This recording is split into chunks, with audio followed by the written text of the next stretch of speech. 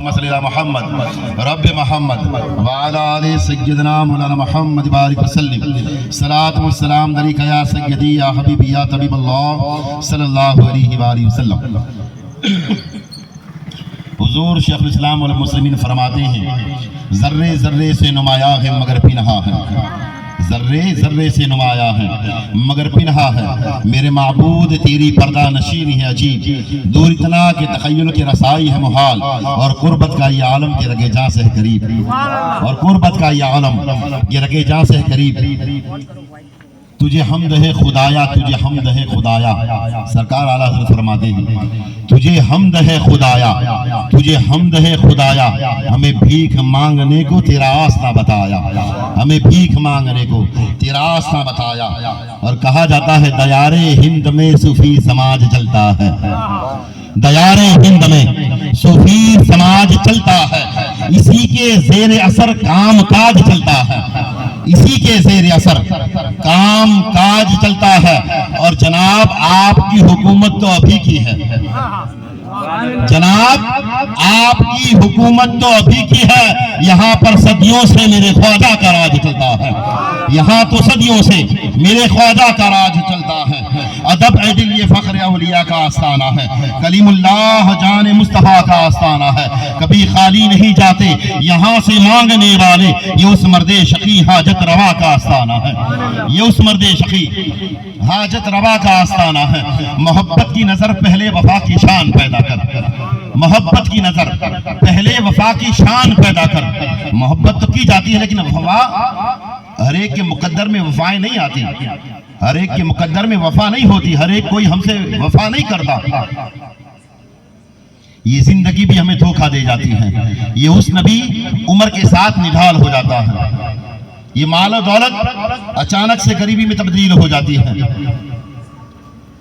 मोहब्बत की नजर पहले वफा की शान पैदा कर, बुलंदी और पस्ती में जरा पहचान पैदा कर, बुलंदी और पस्ती में जरा पहचान पैदा कर। न हो माहौल से मायूस, दुनिया खुद बना अपनी, नई कश्ती नई आंधी नया तूफान पैदा कर, नई कश्ती नई आंधी नया तूफान पैदा कर। रब्बुल अरबाब अपने पाक कलाम इलाही में इरशाद फरमाता है, इन्ना रहमतल्लाहि करीबुम मिनल मुहसिनीन, बेशक मोमिन वो है जिनके नजदीक अल्लाह तआला की रहमतें और बरकतें हुआ करती हैं। और अल्लाह तआला फरमाता है उन लिबास कि मर्द औरत का लिबास है और औरत मर्द का लिबास है।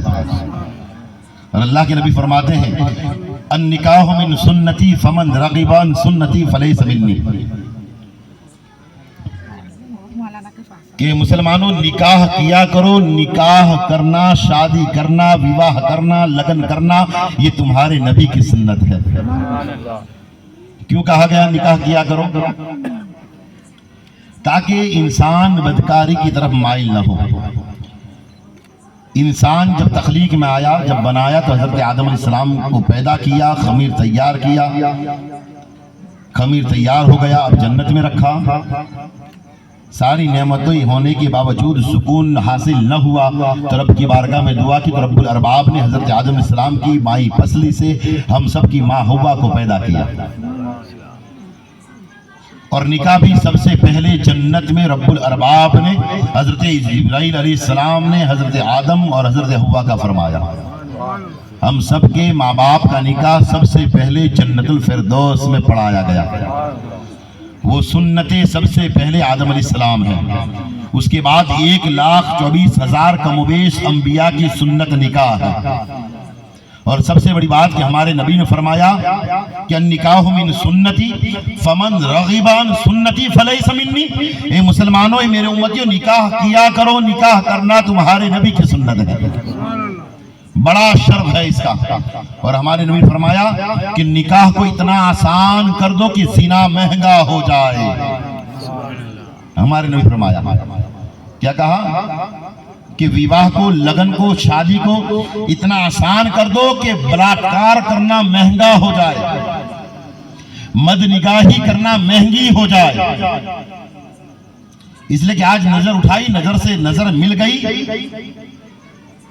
जिना सस्ता हो गया, बलात्कार सस्ता हो गया, बदनिगाहियां सस्ती हो गई। लेकिन निकाह में क्या है, हमने निकाह को इतना महंगा कर दिया, इतनी मोंघवारी वाला कर दिया कि आज निकाह करने से लोग डरते हैं कि इतना खर्चा होगा, इतना होगा, इतना होगा। आखिर में जब हिसाब किया जाता है तो उसकी खुद की आंखें पड़ जाती है कि कितना खर्चा हो चुका है, कितना इन्वेस्ट हो चुका है निकाह पर। हालांकि निकाह ये था, सुन्नत तरीका तो अल्लाह के नबी के दौर में ये था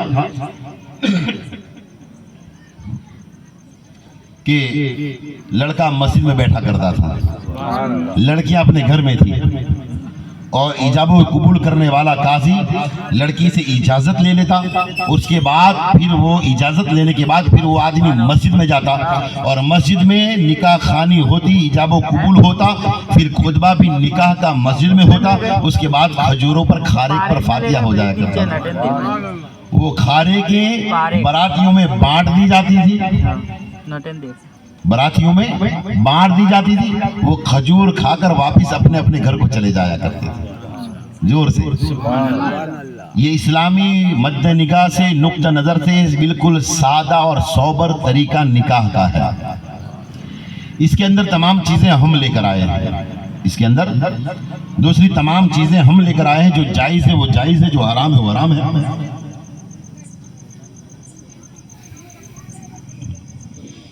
जितनी भी दूसरी चीजें होती है वो सब के सब रिवाज में है, और रिवाज में भी अगर जायज तरीका हो तो रिवाज में जायज है, हराम नहीं है। क्योंकि ये चीजें शरीयत के दायरे में होती है, और शरीयत के अगर दायरे से बाहर निकल जाए तो वो चीजें हराम होती हैं। वलीमा मुस्तफ़ा जाने रहमत की सुन्नत है। हमारे नबी ने वलीमा फरमाया था। हजरत अबू तालिब ने, हजरत मौला अली के वालिद ने लोगों को खाना खिलाया था, तकसीम किया था, और ये आज तक होता आ रहा है। वलीमा करना ये सुन्नत रसूल है, सुन्नत तरीका है। क्योंकि वलीमे में खिलाना पिलाना है, फजूलियात और पैसा बिगाड़ना नहीं है। ये मंडप जो ताबो ताप के साथ, फैशन के साथ जो सजाया गया है, ये भी जायज है, लेकिन उसकी हद तक है ना। उससे कहीं ज्यादा अगर डेकोरेशन उससे 10 गुना ज्यादा हो जाए तो फिर वो फजूलियात में जाएगा। हालांकि तब भी हराम नहीं होगा, क्योंकि अल्लाह ने जितना दिया है उतना दिखावा करना भी जायज है। एक एक स्टेप बाय स्टेप, एक एक किस्से और हमारे इस्लाम के हिसाब से जो वाकयात है, जो चीजें वो बताऊंगा कि अल्लाह के वली की दरबार में एक मर्तबा एक बादशाह आया, शहनशाह आया, जो सबसे इंपोर्टेंट महंगा लिबास पहना था, बिल्कुल ताबो दबदबे के साथ आया। पीछे 1000 का घुड़सवार का लश्कर और उसके पीछे 10,000 पैदल पब्लिक। ऐसा शानों को शौकत के साथ सरकार गरीब नवाज के दरबार में आया। देखने वाले ये सोचते हैं कि ये कितनी ज़िबाइश करता है, कितनी फैशन करता है, कितना फजूलियात करता है। लेकिन जब वो आगे बढ़ा तो जब ये सुना तो जिसने ये बात कही थी उससे वो कहता है कि मेरे रब ने मुझे दिया है, और मुस्तफ़ा जाने रहमत फरमाते हैं रब ने जितना दिया है उतना रब की बारगाह में दिखाया भी करो कि रब ने मुझे इतनी नेमतों से सरफराज फरमाया है।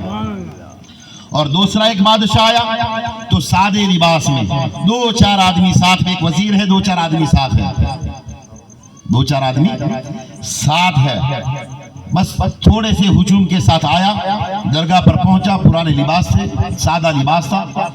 तो लोग कहने लगे कि इतना मालदार, इतना बड़ा बादशाह होकर, शहनशाह होकर ऐसी सादगी के साथ आया जाता है।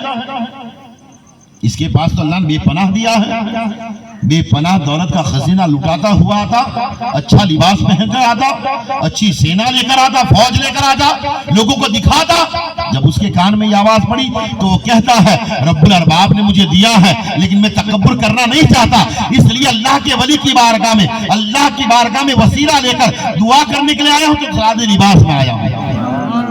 दोनों की बातें हक है, दोनों की बातें सही है। वो गौसे आजम है, बाजार में उम्दा लिबास पहना है, जब हुजरे में घर में पहुंचे तो सादा लिबास पहनकर नमाज में खड़े हो गए। वो एक शख्स था नमाज के लिए आया, नियतों पर होता है ना, मस्जिद में जाना था, देखा कि एक दो घोड़े बाहर घूम रहे हैं और चंद आदमी नमाज पढ़े, तो उनकी ध्यान उन घोड़ों की तरफ है कि कहीं घोड़े बाहर छूटे छोड़े हैं तो घोड़े इधर उधर भाग न जाए। तो नमाज पढ़ते पढ़ते उनको उनके घोड़ों का ख्याल होगा, इस वजह से ये सोचकर उसने मस्जिद के बाहर 4-5 खीले गाड़ दिए, है ना। ये सदका है ना, नेक काम है, अच्छी सोच है, अच्छे ख्यालात हैं, बुरे ख्यालात नहीं है। हमें अपने ख्यालात को अच्छा बनाना है। खीले गाड़ दिए। अब आने वाला आता अपना घोड़ा उस खूंटे में उस खीले में बांध देता है। अब नमाज के लिए जाता, उसको टेंशन होता भाई वो तो खीले में बांधा है, वो थोड़ी भागेगा, आराम से सुकून से वो नमाज पढ़ा करता था। अब चंद रोज के बाद एक शख्स और नमाजी आया, उसकी भी ख्यालात पाकीज़ा थे। सुभान अल्लाह भी बोलते रहे। आज तो वक्त है धीरे धीरे इंशाल्लाह, धीरे धीरे थोड़ी माहौल गर्म होगा। मेरा तो माहौल पहले से गर्म है, बाहर ठंडी हवा है, लेकिन ये पर्दा हवाओं को रोक रहा है ना। कोई भी चीज है जो हमारे दिल में ख्यालात अच्छे पैदा होने वाले होते हैं, तो कोई ना कोई उसके अंदर, जैसे कि शैतान बनकर कोई मनुष्य, कोई इंसान आड़ पैदा करता है और उसे अच्छे काम से रोक लेता है। और कभी कभार ऐसा होता है कोई इंसान शैतानियत की तरफ जा रहा होता है, गुनाहों की तरफ जा रहा होता है, कि कोई अल्लाह का मकबूल बंदा मिल जाता है, वो उसे उस गुनाह से रोक लेता है। अलग अलग चीजें हैं। तो यहाँ पर वो आया, देखा कि ये खूंटे गड़े हैं और लोग जाते आते वो किसी के पैर में लग जाते हैं, ठोकर लग जाती है, अंगूठे फट जाते हैं, गिर जाता है। तो उसके ख्याल में आया कि ये मस्जिद में नमाजियों के जाने के लिए तकलीफ दे चीज है, मूजी चीज है, तकलीफ देने वाली चीज है, इसे हटा दिया जाए। वो खीलों को उखाड़ कर एक तरफ रख देता है। दोनों ने काम अच्छे किए कि नहीं? लेकिन जाहिर में देखें, जाहिर में तो दोनों अच्छे हैं, और बातिन में देखें तो भी दोनों अच्छे हैं। दोनों में से किसी चीज में बुराई थी नहीं। उसने ये सोचा कि किसी को तकलीफ न हो जाए, किसी को परेशानी न हो जाए, इस वजह से उसने खीले निकाल दिए। और जिसने गाड़े थे उसने ये सोचा कि ये आने वाले जो मुसाफिर हैं उनके घोड़े, उनकी सवारियां, उस वक्त घोड़े हुआ करते थे, बाइक के साधन थे कि स्टीयरिंग लॉक कर दिया जाए, तो छोटे छोड़ दिए जाते थे। उसे ये ख्याल आया कि इनके घोड़े इधर उधर जाएंगे तो इनका ख्याल नमाज की तरफ ना हो जाए। उस वजह से उस दोनों की नीयतें साफ थी। अब एक तीसरी बात है सरकार मौलाए कायनात की, मौला मुर्तजा की। वो मौलाए कायनात जिनके दर से हर एक को इल्म मिलता है, जिनके दर से हर एक को विलायत मिलती है, जो सरकार गौसे आजम का भी वालिद है, माजिद है। वो मस्जिद में नमाज के लिए गए, देखा घोड़ा यहाँ पर खड़ा रखना था, तो एक घोड़े की लगाम एक गुलाम को दे दी कि भाई ये घोड़ा संभालना। एक आदमी को दे दी कि घोड़ा संभाल, मैं नमाज पढ़ के आता हूँ। गया नमाज के लिए गए, और नमाज पढ़ने के बाद सीढ़ियाँ उतरते उतरते सोचा, बाहर निकलते निकलते सोचा कि ये 5 अशरफियाँ या 10 अशरफियाँ जिसने लगाम संभाली, जिसने मेरी मदद की है, घोड़ा साचोया है, उसको ये 10 या 5 अशरफियाँ इनामन तोहफतन उसे दे दी जाएगी। सोचते सोचते बाहर आए, देखा कि घोड़ा अकेला खड़ा है और उसकी रकाब, उसकी लगाम वो घोड़ा संभालने वाला चुरा कर चला गया है। अब अपने गुलाम को बुलाया और कहा ये 10 अशरफियां ले जा और बाजार से दूसरी रकाब, दूसरी लगाम लेकर आ। वो आदमी गया, वही चोर वहीं पर खड़ा था, वही 10 अशरफियां या 5 अशरफियां देकर वो लगाम खरीदी। पता क्या चला, सीख क्या मिली, इसे सबक क्या मिला? ये मिला कि उसके मुकद्दर में तो वही 5 या 10 अशरफियां थी। अगर वहीं पर खड़ा रहता, ईमानदारी के साथ अमानत जो घोड़ा सौंपा गया था उसकी हिफाजत करता, तो मौलाए कायनात उसे 10 अशरफियां तो फतन अता फरमाने वाले थे। लेकिन उसकी नीयत बिगड़ गई और हराम जरिए से कमाना सोचा, तो चोर बाजार में लगाम चुरा कर भाग गया और वही 10 अशरफियां आई है, लेकिन वो हलाल के जरिए आती, अब उसने लगाम चुराई है तो हराम के जरिए आई है। तो चाहिए कि हलाल चीज का इंतजार करें। नसीब में जितनी दौलत, जितना पैसा, जितनी इनकम लिखी है, जितनी रोजी, जितने दाने लिखे हैं वही मिलने वाले हैं, लेकिन चाहिए कि सब्र करे और अल्लाह की बारगाह में दुआ कर कर अपनी रोजी का इंतजार करे, अपनी रोजी का इंतजार करे। तो अल्लाह ताला के रसूल ने हर चीज की हमें ट्रेनिंग दी है, हर एक चीज का हमें बयान हमारे दरमियान रखा है। हदीस मुस्तफ़ा है, कुरान की आयतें। तो अल्लाह ताला ने आदम अलैहिस्सलाम को माँ हव्वा पैदा की और वहां पर जन्नत ही में निकाह हुआ। अब जन्नत से दोनों को उतारा तो सबसे पहले सरनदीप की पहाड़ी पर हिंदुस्तान में आदम अलैहिस्सलाम को पैदा उतारा, हमारी माँ को अरबस्तान में उतारा। अब उतार दिए तो छोटी सी लफ्जिश की वजह से सालों रोते रहे, गिरिया वजारी करते, इंकिसारी करते रहे, सालों रोते रहे, बहुत रोए। लेकिन जन्नत से जब उतारा तो बरहना थे, नंगे थे, शरीर पर कपड़ा नहीं था, तो उन्हें हया आया। तो एक दरख्त के पत्ते लपेटे हुए थे, दरख्त के पत्ते लपेटे हुए थे और भागे, वहां से निकले। वाकया किताबों में आता है कि एक हिरनी आई और उनके शरीर पर जो पत्ते थे, जन्नती पत्ते, उनमें से एक पत्ता खा लिया।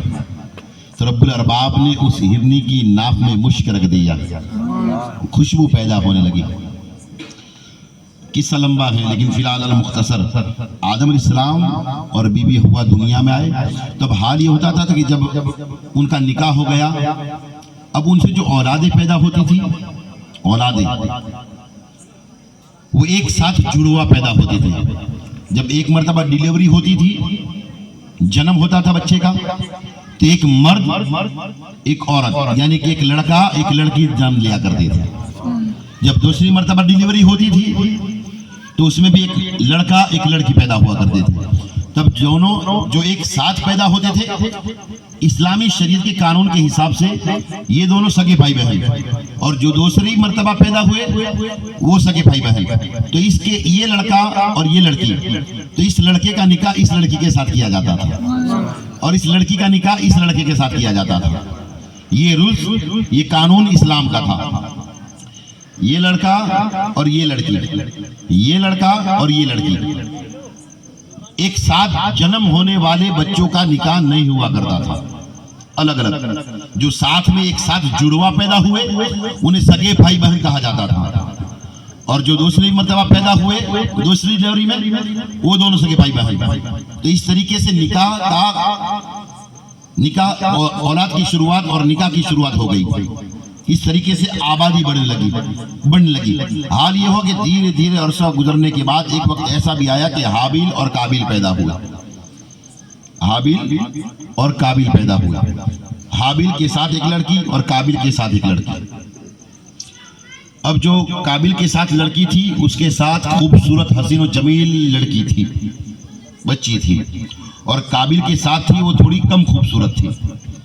तब काबिल ने कहा कि मैं जो अपने साथ जन्म ली है, जुड़वा अपने साथ पैदा हुई है, मैं उसके साथ निकाह करना चाहता हूं। लेकिन आदम अलैहिस्सलाम ने कहा कि ये शरीयत में जायज नहीं, हराम है, क्योंकि शरीयत रब ने अता फरमाई है। रब जिसे हराम कह दे, अब उसमें हमें कोई चीज अच्छी लगे या न लगे, रब ने कह दिया, हमने मान लिया, यही शरीयत है। तो काबिल के साथ जो लड़की थी, खूबसूरत थी, वो चाहता था कि मैं इसी के साथ ही निकाह करूं, इसलिए कि ये मेरे साथ पैदा हुई है। और काबिल के साथ जो लड़की थी उससे निकाह करने से इनकार कर दिया। दुश्मनी पैदा हो गई, विवाद पैदा हुआ। पहली मर्तबा आदम अलैहिस्सलाम यानी कि हम सब इंसानों में, मनुष्यों में सबसे पहली लड़ाई, झगड़े का मंबा, झगड़े की महर, होली का नारियल जैसे कहा जाता है, वो हाबिल काबिल से शुरू हुआ। लड़की की वजह से, लेडीज की वजह से, औरत की वजह से।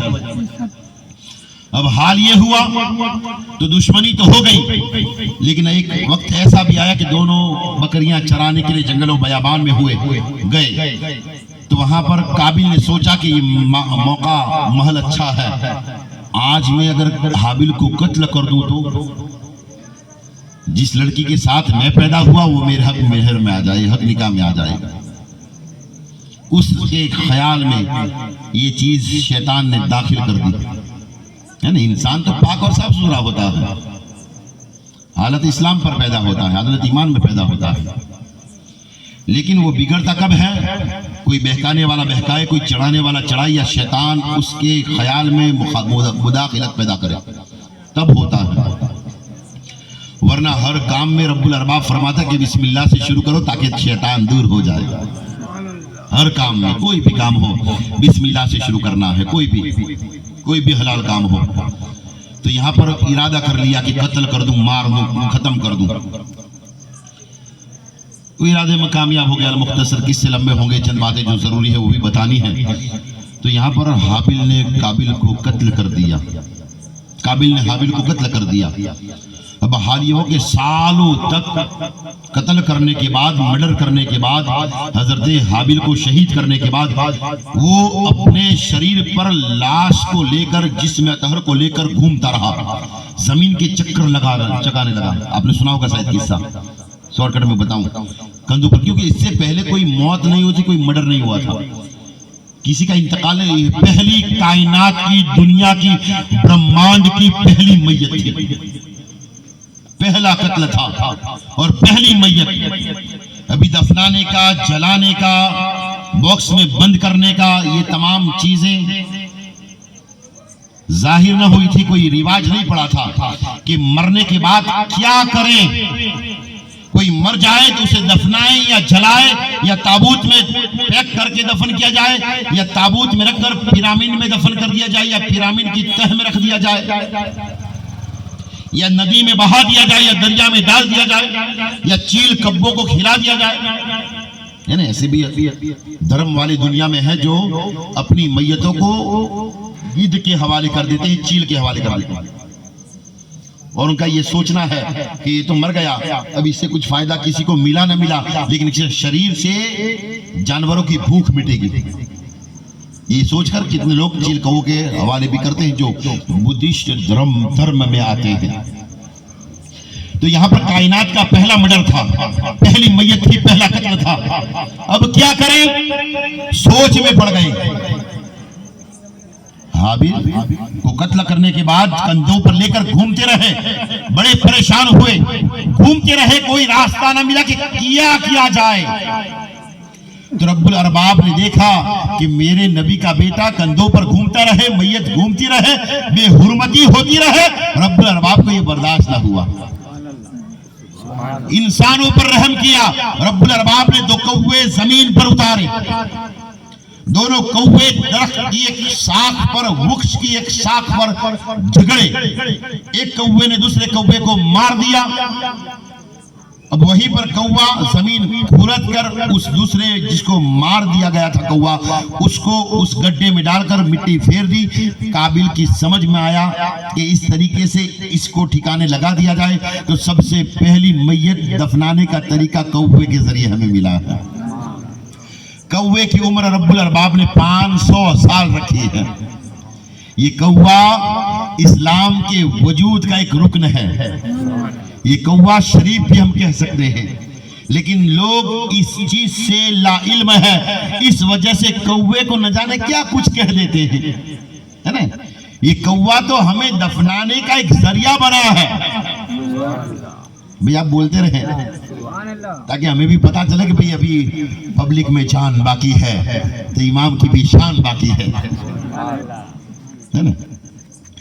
तो ये दफनाने का तरीका हमें किसी और से नहीं मिला, कोई आलिम या कोई नबी नहीं उतरा था, बल्कि रब्बुल अरबाब ने कौवों को जरिया बनाया और उसके थ्रू, उनके जरिए से, उनके वसीले से रब्बुल अरबाब ने ये तरीका हमारे दरमियान नाफिज फरमाया। दफन हो गया,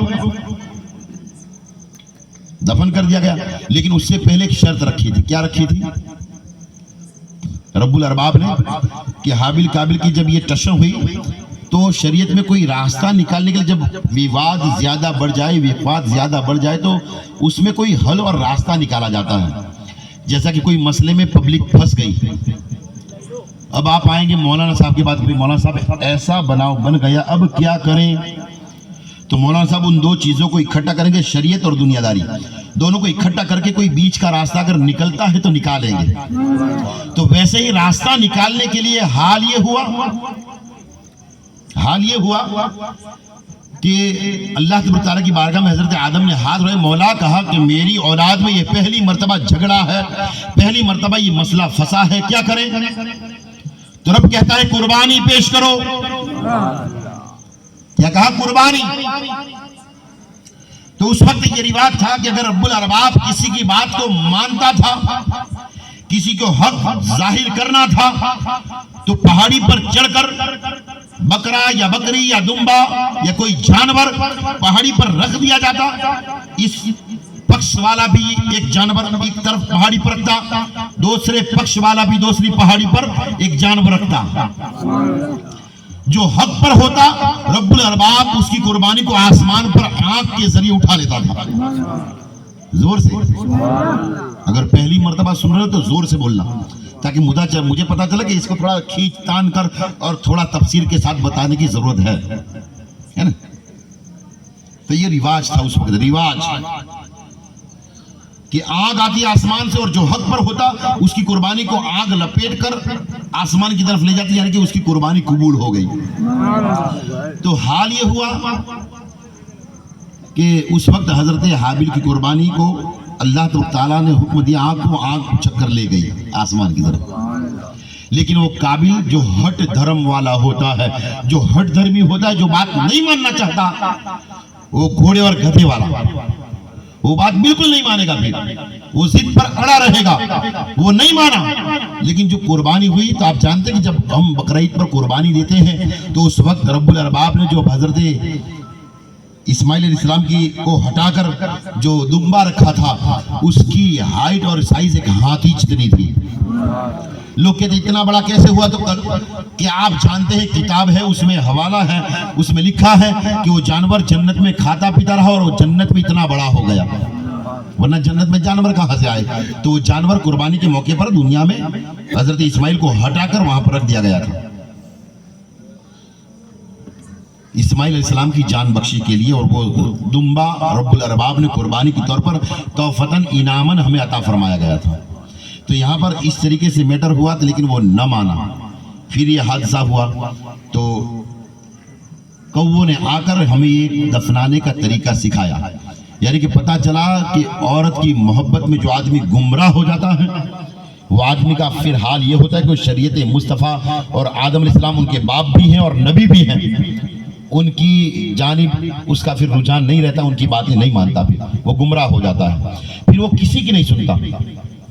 और हाल आज यही है कि जब बच्चे आपस में मोहब्बत करने लगते हैं तो माँ बाप को उनकी आबरू के बारे में, उनकी इज्जत के बारे में सोचे समझे बगैर वो घर से भाग जाते हैं, या लड़ाई करने लगते हैं, या आत्महत्या खुदकुशी कर लेते हैं।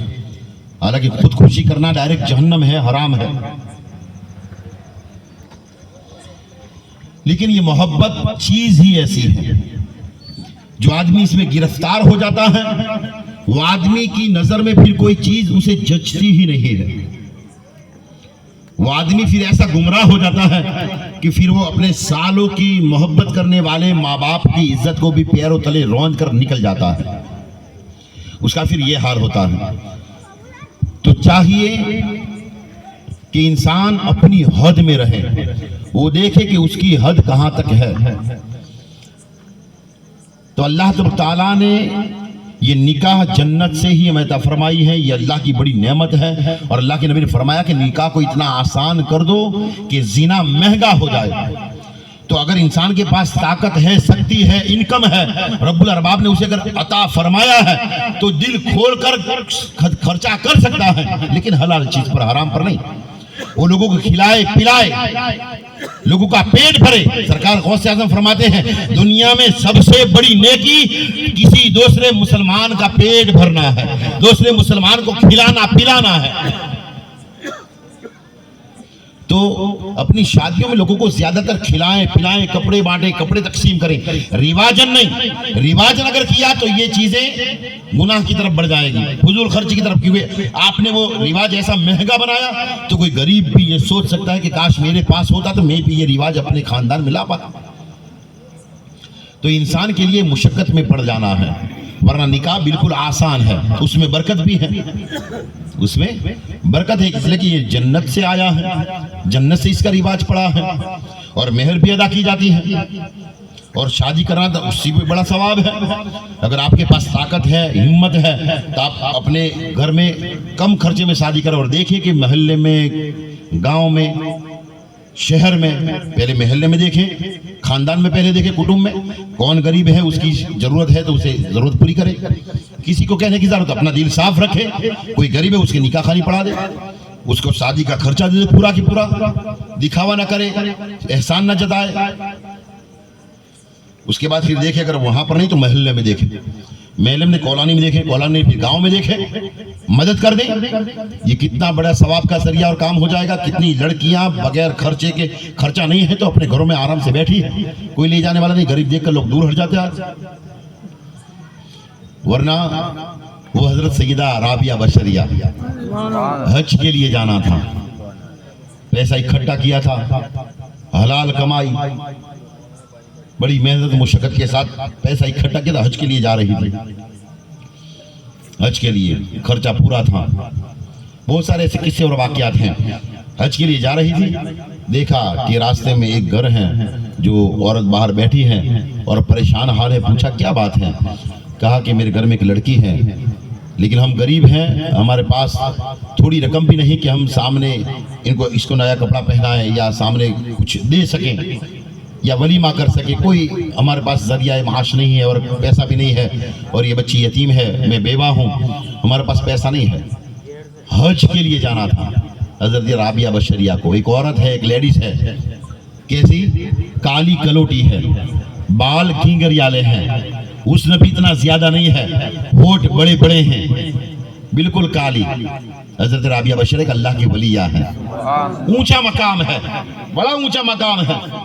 बड़े बड़े वली उनके दरबार से विलायत भी हासिल करते हैं, इतना ऊंचा मकाम। हज के लिए जाना है, बड़ी मुश्किल के साथ हलाल कमाई इकट्ठा की है, और पैसा इकट्ठा करना हज के लिए अभी नहीं, उस वक्त के लिए। आज सस्ता है, उस वक्त महंगा था, बड़ा मुश्किल था।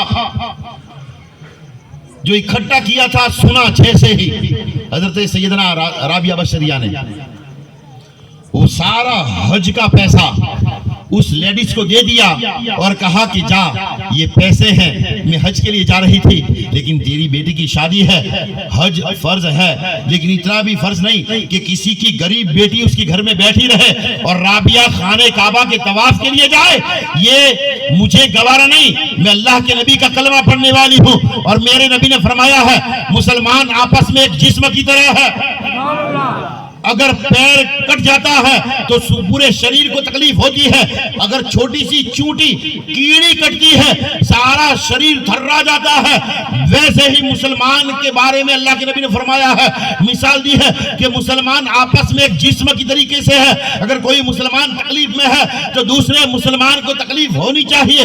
तू तकलीफ में बैठी है, तेरी बेटी घर में बैठी है बगैर शादी के, और ये राबिया बशरिया खाने काबा के हज के लिए जाए, नहीं नहीं, मेरा दिल ये गवारा नहीं करता। सारा हज का कमाया हुआ सालों का सरमाया उस गरीब औरत को हदिया कर दिया, दे दिया, एक जरा सा ख्याल न किया। आज हम कितना विचारेंगे, कितना सोचेंगे, और अगर दे भी दिया तो हम पेपर देंगे, पेपर में देंगे, अखबार में देंगे, है ना। नेता देते हैं, राजकारण वाले देते हैं, मुसलमान भी देते हैं, हमने इतना समूह कराया, इतना कराया, इतना कराया।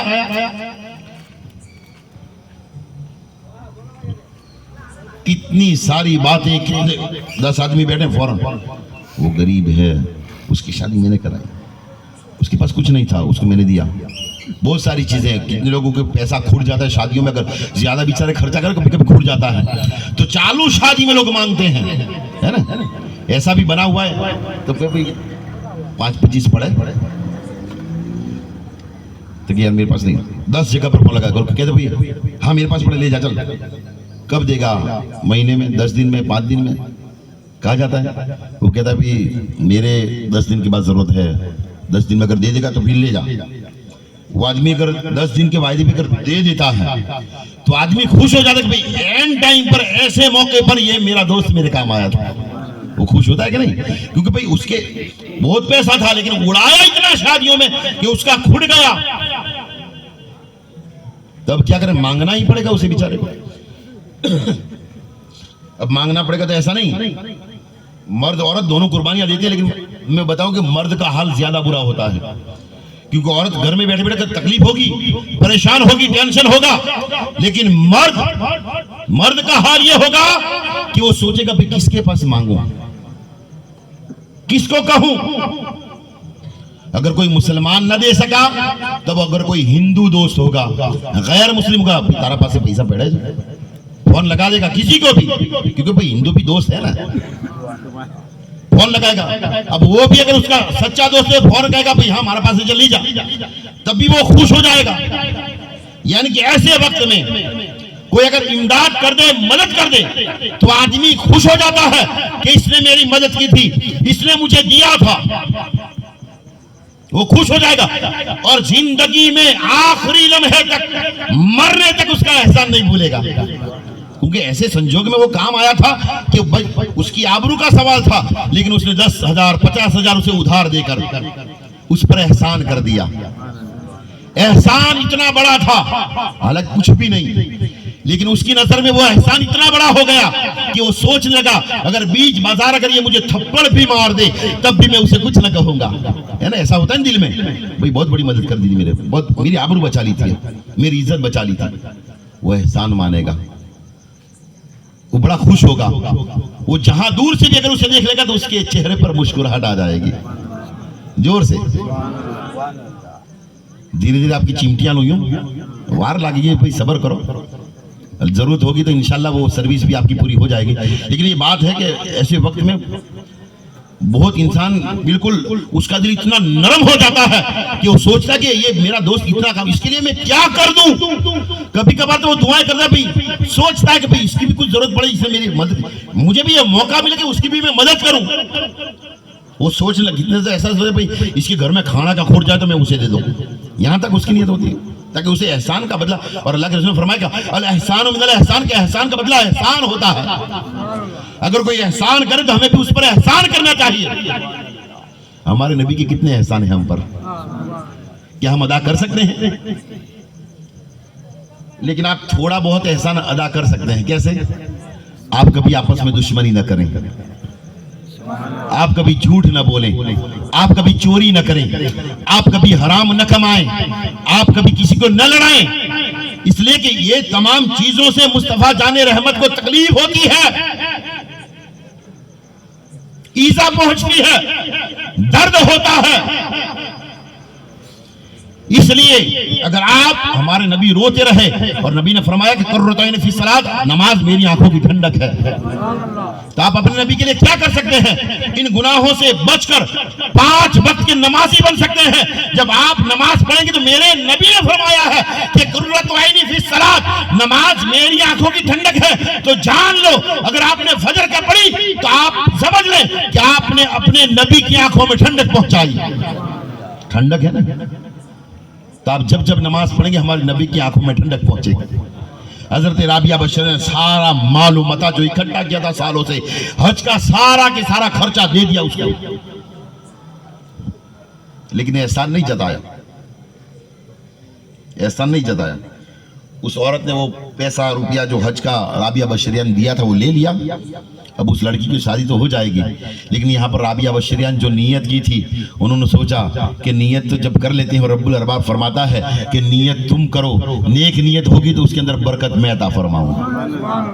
नीयत कर ली थी हजरत राबिया बशरियान ने। अब सोचा कि चलो पैदल चल देते हैं, खर्चा सारा दे दिया है, रास्ते में जा रहे, पैसा नहीं है, खजूर या खाना कैसे खरीदे? तो जाते जाते दरख्तों से कहीं फल मिल जाता, फल ना होता तो पत्ते, कहीं रेगिस्तान आता तो वहां पर थोड़ी घास के टुकड़े मिल जाते, या दरख्त की छाल मिल जाती, वो खा लिया करती थी। सफर जारी रखा। वहां पर 1 हफ्ता या 10 दिन हुए, वहां पर उस गरीब औरत ने अपनी बेटी की शादी कर दी।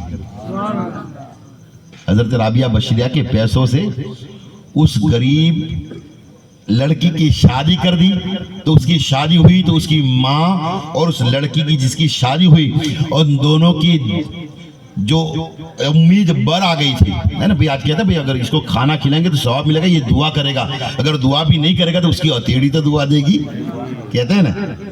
कोई बात नहीं, दुआ नहीं करेगा उसकी हथेड़ी दुआ देगी। तो यहाँ पर दुआ वो लड़की उसकी माँ दे ना दे, लेकिन उस लड़की ने सोचा कि मेरी शादी हो गई है ना, तो उसको खुशी हुई कि अब हराम काम मुझसे नहीं होगा। इसलिए हमारे नबी फरमाया कि अपनी औलाद की शादी करने में और मैयत में जल्दी करो। औलाद अगर जवान हो जाए 17, 16, 18 साल की या 20 साल आखिर में, तो उनकी शादियां कर दिया करो ताकि उनकी नीयतें ना बिगड़े, वो हराम की तरफ न जाए, और मैयत में जल्दी करो। ये हुक्म दिया है, हुक्म है, क्योंकि रब्बुल अरबाब ने इंसान की तख्लीक की, वो जानता है कि अगर ताखीर होगी तो गुनाह भी होगा। तो हमें उनकी मदद करनी है, चाहे वो कोई भी समाज हो।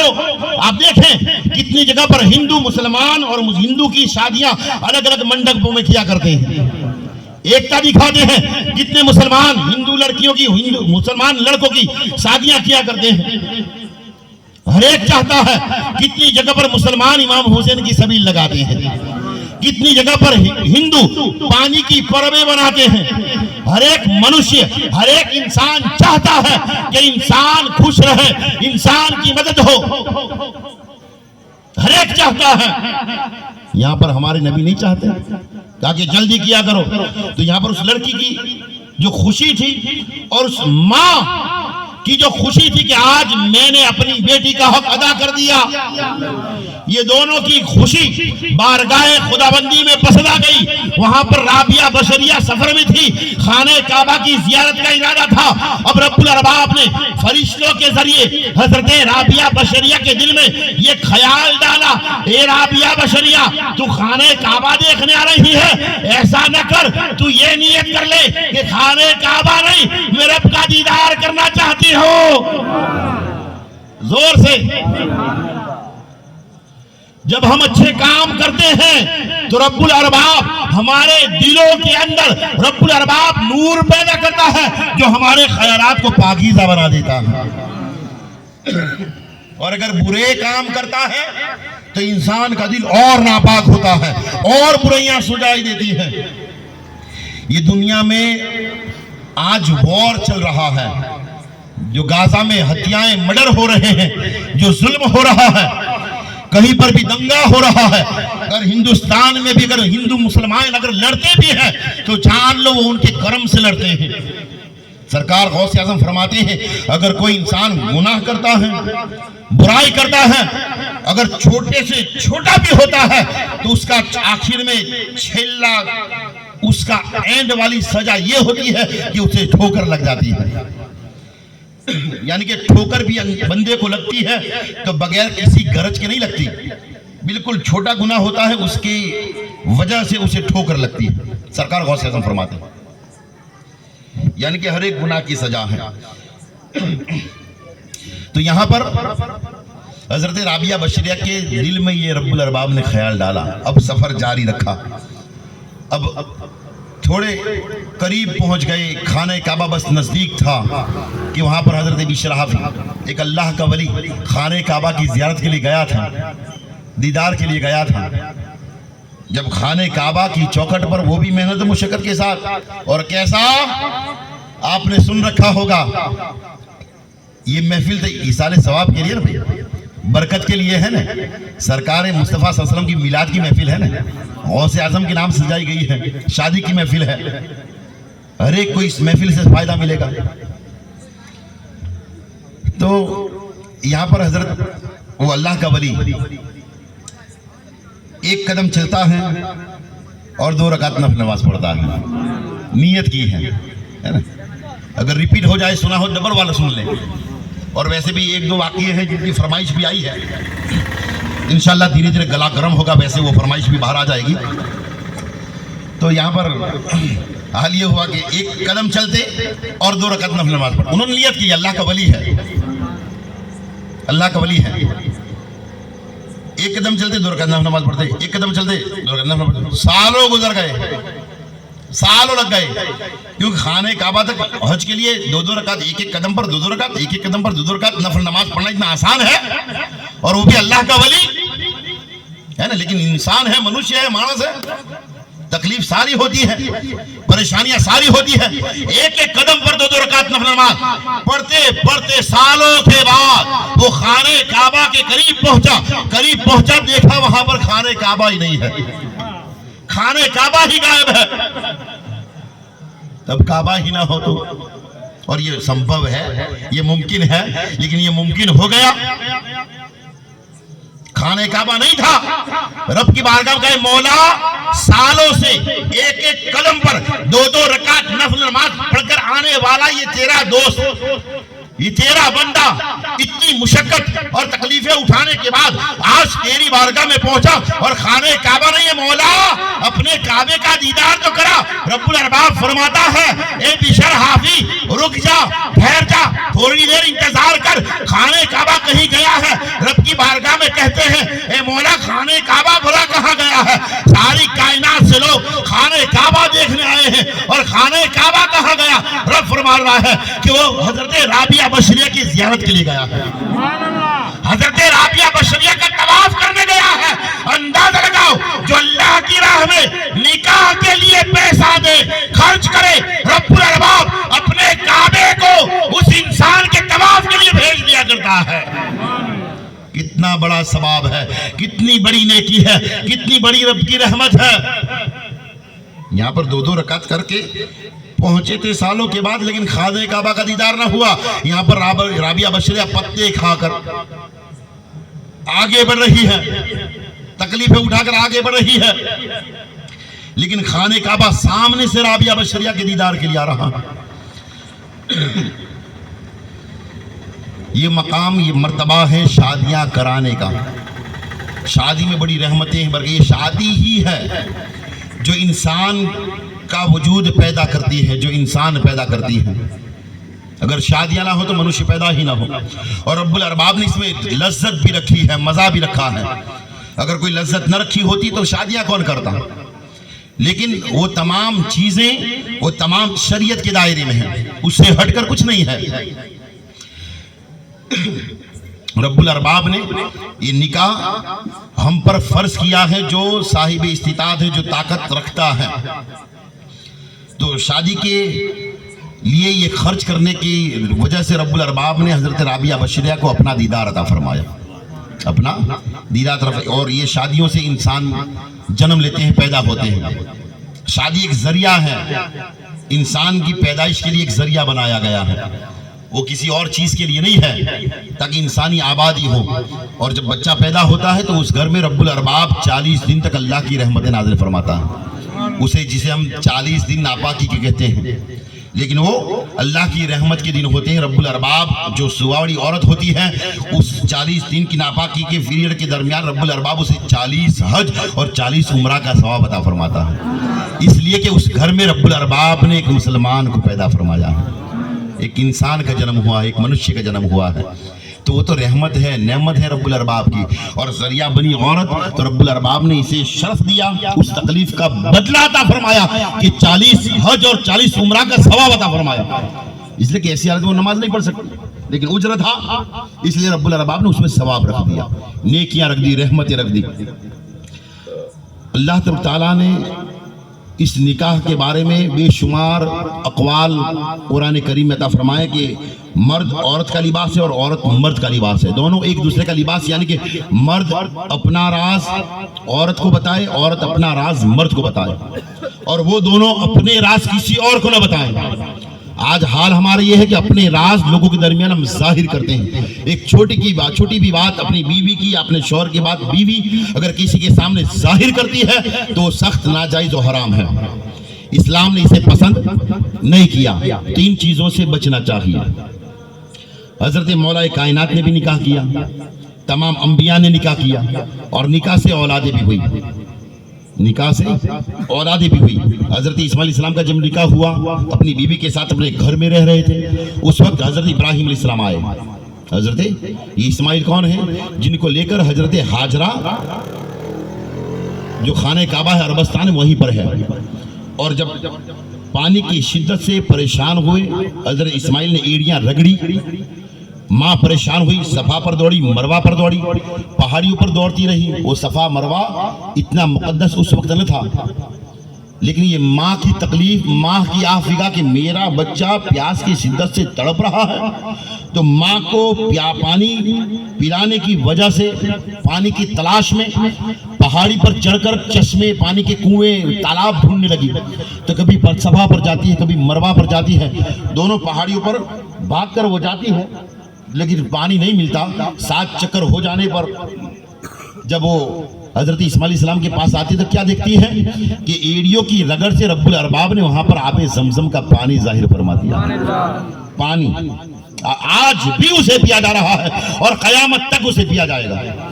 लेकिन ये बात आप जानते कि वहां पर जो सफा मरवा पर जो हजरत हाजरा दौड़ी थी, दौड़ लगाई थी, डोट काढ़ी थी, रब्बुल अरबाब ने उसे हज के अय्याम में से अय्याम कर दिया, हज के फराइज में से फराइज कर दिया। और सफा मरवा को रब्बुल अरबाब ने सफा वल मरवा मिन शाइरिल्लाह, रब्बुल अरबाब कुरान में कहता है ये सफा, ये मरवा अल्लाह की निशानियों में से है।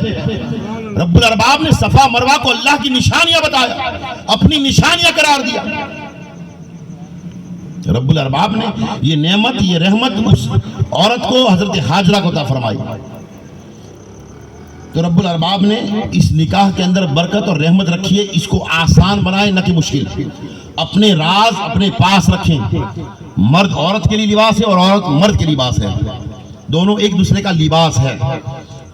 तो रब्बुल अरबाब ने निकाह के बारे में हुक्म दिया है और अल्लाह के नबी ने फरमाया कि निकाह जल्दी किया करो, ताखीर ना करो, ताकि इंसान गुनाह की तरफ माइल ना हो, गुनाह की तरफ न बढ़े।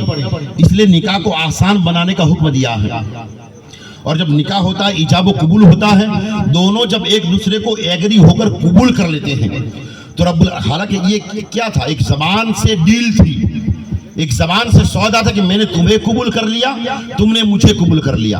अब हम क्या करते हैं, औरत को भी, इतने लोग अनजाने में औरत को भी कबूल करवाते हैं कि आपका निकाह फला मर्द के साथ किया जाता है कि आपको कबूल है। नहीं, वहां पर आपको औरत के पास कबूल नहीं कराना था, बल्कि इजाजत लेनी थी। किसी भी औरत के पास, अगर किसी लड़की के पास आप जाएं, कलमे पढ़ा दें और कहें कि फला बिन फला का निकाह आपसे पढ़ाने के लिए हमें भेजा है, कि आपका निकाह उनके साथ पढ़ाने की आप हमें इजाजत देती हैं, इतनी महर अलावा नानो नफका यानी खाने पीने के साथ। ये उस लड़की को पूछना है आपको जाकर कि क्या फला बिन फला ने आपके पास हमें भेजा है कि आप अपनी ज़ात को, अपने नफ्स को उनके निकाह में इतनी मेहर 7,786 या 50,000 और खाने पीने के साथ, पहनने ओढ़ने के साथ, कि आप अपनी ज़ात को उनके हवाले, उनके निकाह में, उनके अक़दमे कि आप देती हैं, आप हमें अपना निकाह उनके साथ पढ़ाने की इजाज़त देती हैं। वो कहेगी कि हाँ मैंने इजाज़त दी, मैंने कबूल किया। औरत, लड़की नहीं कहेगी, मर्द कहेगा मैंने कबूल किया। औरत अपने आप को सौंपती है, मर्द कबूल करता है ना। कहिए सुभान अल्लाह। बात आप समझ गए, अब शुरू करें। औरत अपने आप को सौंपती है, मर्द कबूल करता है। अगर ताकत है तो मर्द कबूल करे। भाई सावधान हो जाएं, थोड़े पास आ जाएं, थोड़े एक्टिव हो जाएं। अब आपके कानों के हवाले चंद बातें जो आपके सुनने की आप जो इच्छा लेकर बैठे हो, आपके सामने जाहिर की जाएगी, है ना। अगर आपके अंदर कितनी शराइत है वो आप जानते होंगे कि इतनी शराइत है, करना होता है ना, वो शराइत है कि अगर आदमी मर्द होना चाहिए, ना मर्द निकाह नहीं कर सकता, उस पर निकाह हराम है। वो आदमी निकाह करे जो कमा कर अपनी बीवी का पूरा करे।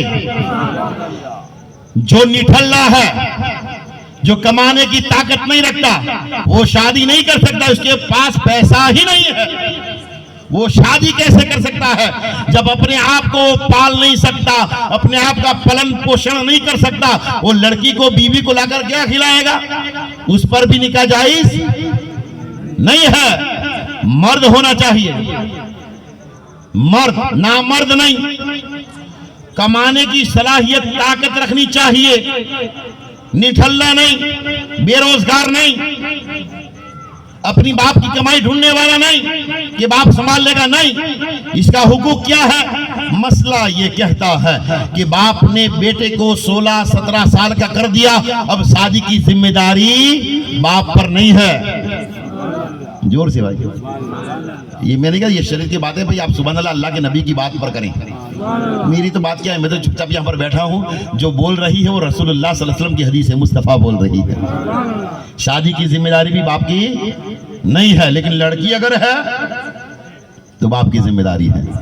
लेकिन कब तक? उसका निकाह करे तब तक। उसके बाद अब निकाह हो गया, वो बेचारा बैठा था, हाँ मुझे कबूल है, जिसने कह दिया था, अब उस औरत की सारी जिम्मेदारी उस मर्द के ऊपर आ गई। अब वो मर्द बना, अब वो मर्द बन गया। अब जान ले, अगर बीवी किसी चीज की फरमाइश करती है और वो जायज है, अब उस पर ये हक है कि अपनी बीवी की फरमाइश पूरी करे, क्योंकि वो मर्द बन चुका है। अब वो नामर्द थोड़ी है जो उसकी फरमाइश पूरी नहीं करेगा।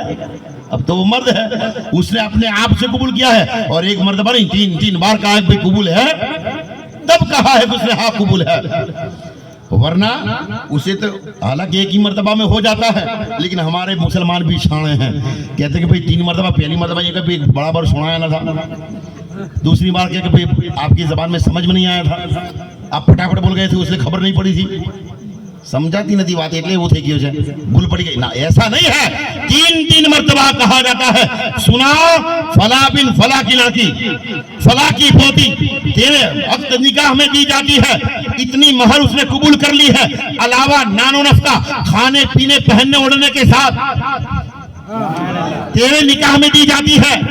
अब सारी जिंदगी वो महर तो दे दी है, अब तू वापिस नहीं ले सकता, वो उसकी ही है, तू खर्च नहीं कर सकता। दूसरा कि अब खाना पीना तेरी जिम्मेदारी, पहनाना तेरी जिम्मेदारी, उसके तमाम हुकूक अदा करना तेरी जिम्मेदारी। क्या कबूल है? फिर वो कहता है हाँ कबूल है। अब समझ जा कि तूने जिम्मेदारी उठा ली है। वो जिम्मेदारी अब बाप के ऊपर से तुझ पर आ गई है, बाप पर से तुझ पर आ गई। और उसके साथ साथ कौन सी जिम्मेदारी आई? अगर घर में लड़की पैदा हुई, रब्बुल अरबाब फरमाता कि अल्लाह की रहमत तेरे घर में आ गई, अल्लाह की रहमत तेरे घर में आ गई।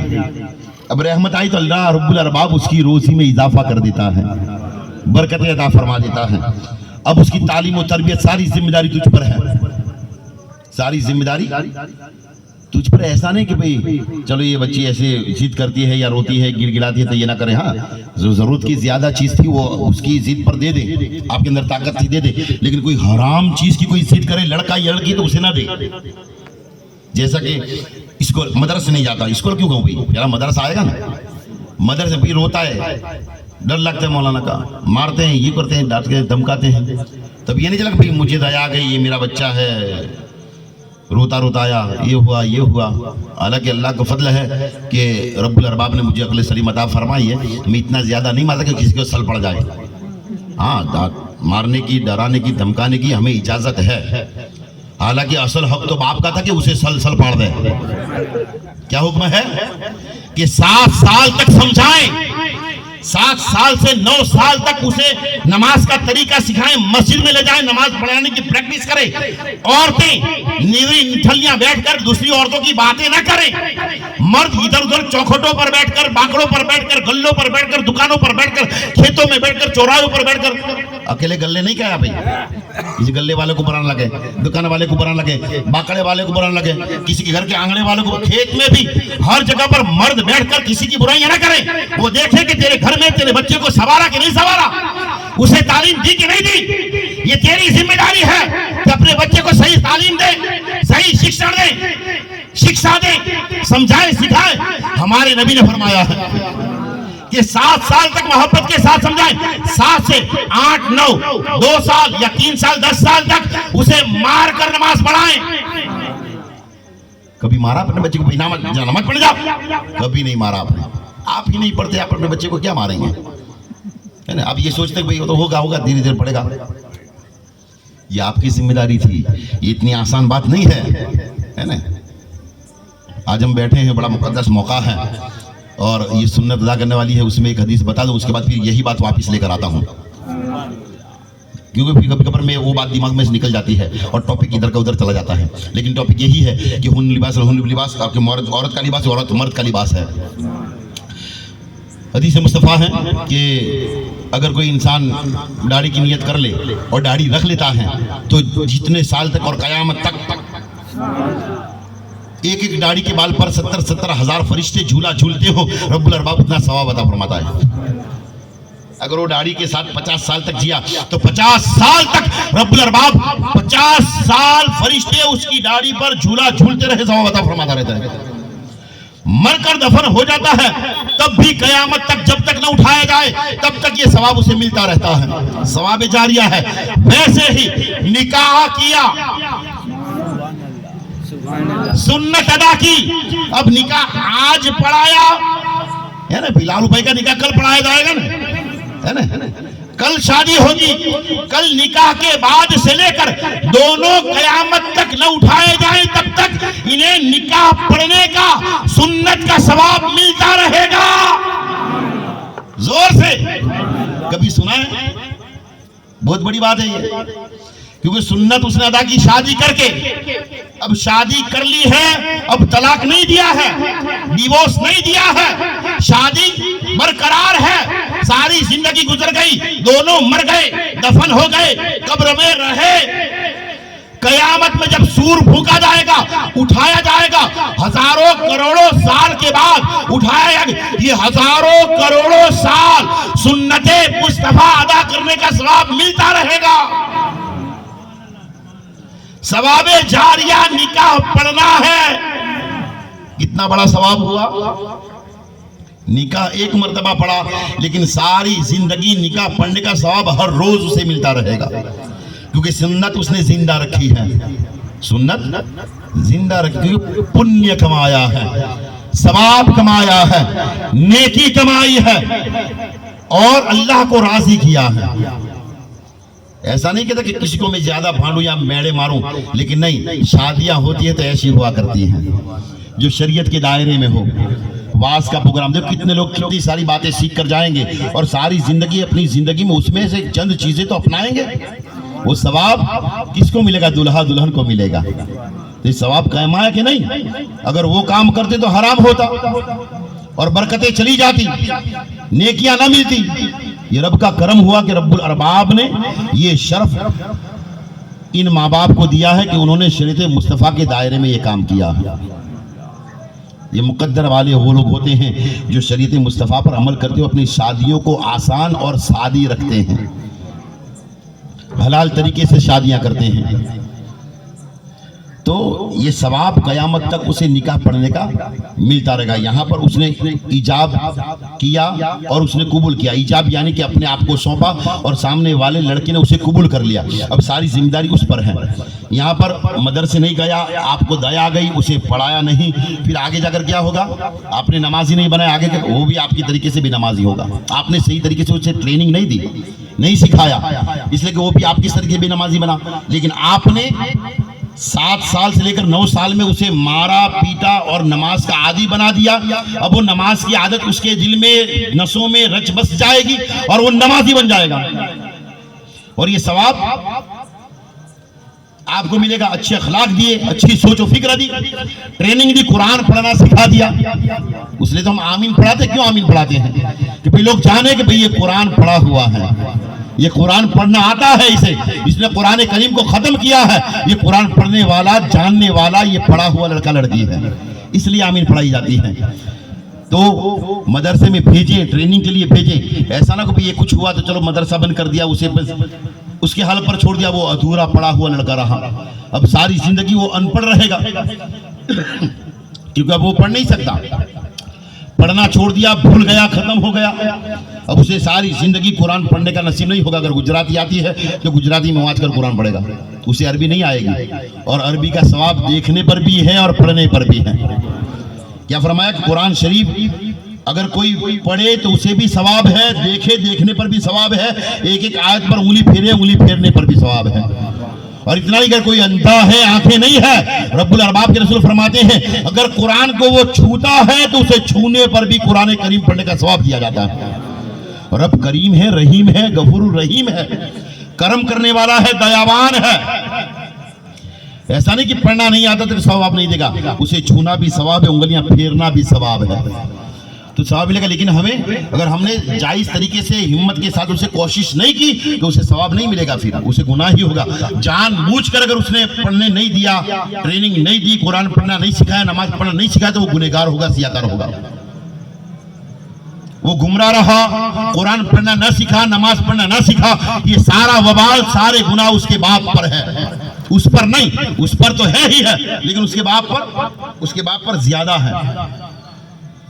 तो चाहे कैसी भी मुसीबत आए, कैसे भी परेशान, औरतें भी क्या करती हैं कि चलो घर में कुछ काम आ गया, नहीं उठाना, सोए रखना है, खुद भी सोए रहती है, मर्द भी सोए रहते हैं, मदरसे का वक्त पूरा निकल जाता है, 8-9 बजे उठते हैं, मदरसे कब भेजें?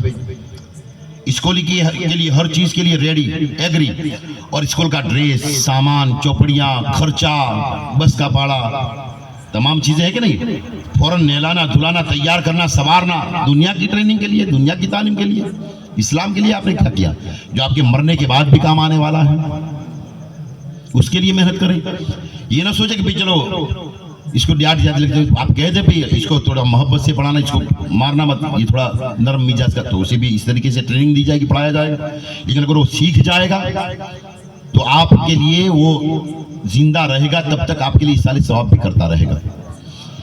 लेकिन आप पर ये फर्ज है कि उसे 7 साल के बाद फिर मार कर भी नमाज पढ़ाएं, ट्रेनिंग दें, सिखाएं।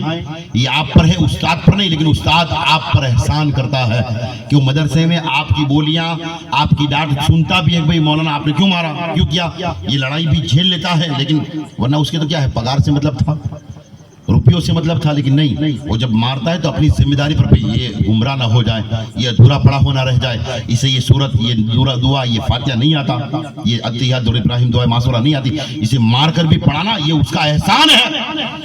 वरना वो चाहता है रिवाजन पढ़ा देता और बिठा देता जगह पर। लेकिन नहीं, अगर वो मारता, डांटता है, धमकाता, ज्यादा हद से ज्यादा नहीं, वो भी शरीयत का दायरा है। बीवी को भी कहां पर हुक्म है कि पीठ पर मारो, किसी और हाथ में, पैरों में और मुंह पर मारना, ये औरत को भी मार नहीं सकते, आपको जायज नहीं है, नहीं मार सकते। मारने के मकाम भी इस्लाम ने बताए हैं, कहां पर मारे, कहां पर ना मारे, हर चीज की इस्लाम ने ट्रेनिंग दी है। तो उसे पढ़ाएं, वो एहसान करता है कि आपके बच्चे को मारता है, वरना उसको भी परेशानी होती है, लड़ाइयां होती है। लेकिन ये आपके हक में कि आप उसे मारें, डांटें और पढ़ाएं, तालीम दें, ये आपके हक में है।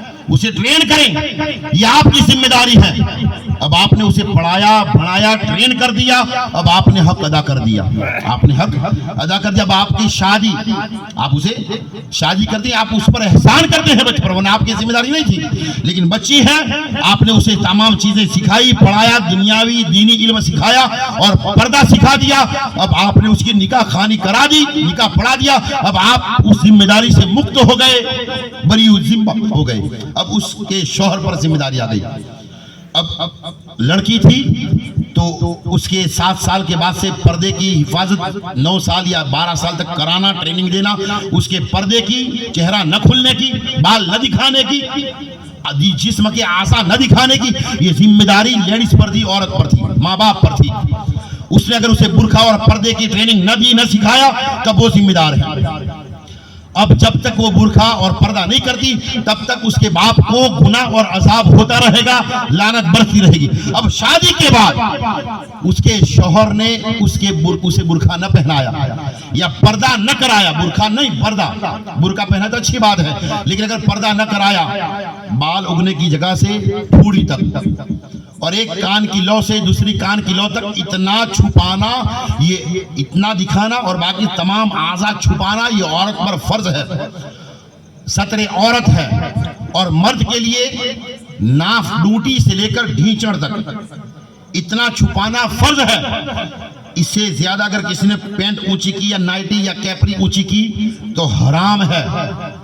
डूटी के नीचे जो पैंट बांधते हैं, लहंगा बांधते हैं, लुंगी बांधते हैं, वो डूटी के नीचे का हिस्सा जो दिखाता है वो हराम है।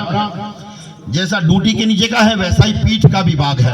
कितने लोग नमाज पढ़ते तो पीछे से बंडी ऊंची होती है, जो पुष्ट है उसके नीचे, जो पीठ है उसके नीचे जो पुष्ट है, अगर वो दिखती है तब भी नमाज टूट जाती है, नमाज खत्म हो जाती है, नमाज टूट जाती है, वो हराम है।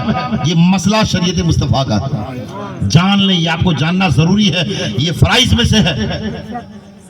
औरत का बस इतना भाग, वो भी अभी उलमाए किराम ने मना फरमा दिया, इसलिए कि लोग आज चेहरे देखकर मोहब्बत किया करते हैं, तो आज उलमाए किराम ने उसे भी हराम बताया। उसने कहा कि भाई आप चेहरा भी छुपाएं। देखो ये उलमा ना होते तो आपका क्या होता। ये आलिम दीन है जो आपको दीनी दर्श दे रहे हैं, सिखा रहे हैं। तो इतना ही भाग और हाथ के पंजे बस, वरना सारा लिबास औरत का औरत है। औरत का मतलब मीनिंग ही होता है छुपाना, है? औरत का मतलब ही होता है, औरत माने छुपाना, छुपाने वाली चीज, पोशीदा चीज। औरत जब भी मैं आजाद ख्याल चाहती हूँ, पाकिस्तान में मर जाता नहीं भाई, हम आजाद चाहते हैं, मौलाना साहब का क्या जाता है, नबी का किया जाता है, अल्लाह का किया जाता है, वो राजी मैं राजी, है ना, वो राजी है मैं राजी हूँ, फिर उसे किया या इमाम को किया, अल्लाह को किया, नबी को किया, कुरान को किया, इस्लाम को किया, ये कहा जाता है। ये कहने वाले जब तबाही के दहाने पर पहुंच जाते हैं, जब तबाह हो जाते हैं, अपनी इस्मत का सौदा कर बैठते हैं, जब आबरू चली जाती है, तब वो तबाह इस्तिग़फ़ार करते हुए नजर आते हैं। फिर उसे मस्जिद का दरवाजा सूझता है, इमाम और मौलवी की चौखट सूझती है कि मौलवी साहब अब क्या करें, हम तो तबाह हो गए, बर्बाद हो गए। लेकिन वो पहले से अपने आप को उन गुनाहों से औरत लड़की बचा लेती तो उसका बेड़ा पार हो जाता, मर्द बचा लेता तो उसका बेड़ा पार हो जाता।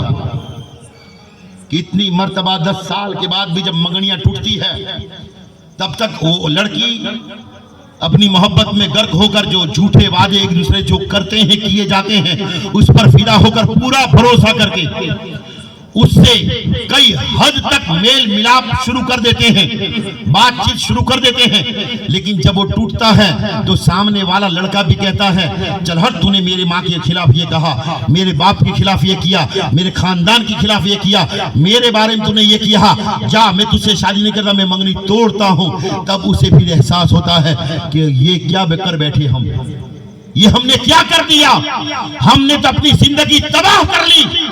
अब अफसोस होता है उस लड़की को। वो लड़कियां भी बगौर सुने कि अगर मंगनी हो गई है तो आप माप में फोन पर बात करें, बात ही ना करें, हराम है, नाजायज है। लेकिन चलो ये माहौल चल चुका है तो बस सलाम दुआ तक रखें, ज्यादा बातें ना करें, ज्यादा अपने आप को उसमें न उलझाएं। जितनी मोहब्बत दूर से होती है उतनी पास से नहीं हुआ करती है ना, इंतजार में मजा रहता है। दूर से मोहब्बत करें। अब शादी हो गई, हलाल जरिया, रब्बुल अरबाब ने कुरान और हदीस मुस्तफा से जब तुम्हारा रिश्ता साबित हो गया, अब तुम उसके साथ मिल सकती हो, उससे पहले हराम है।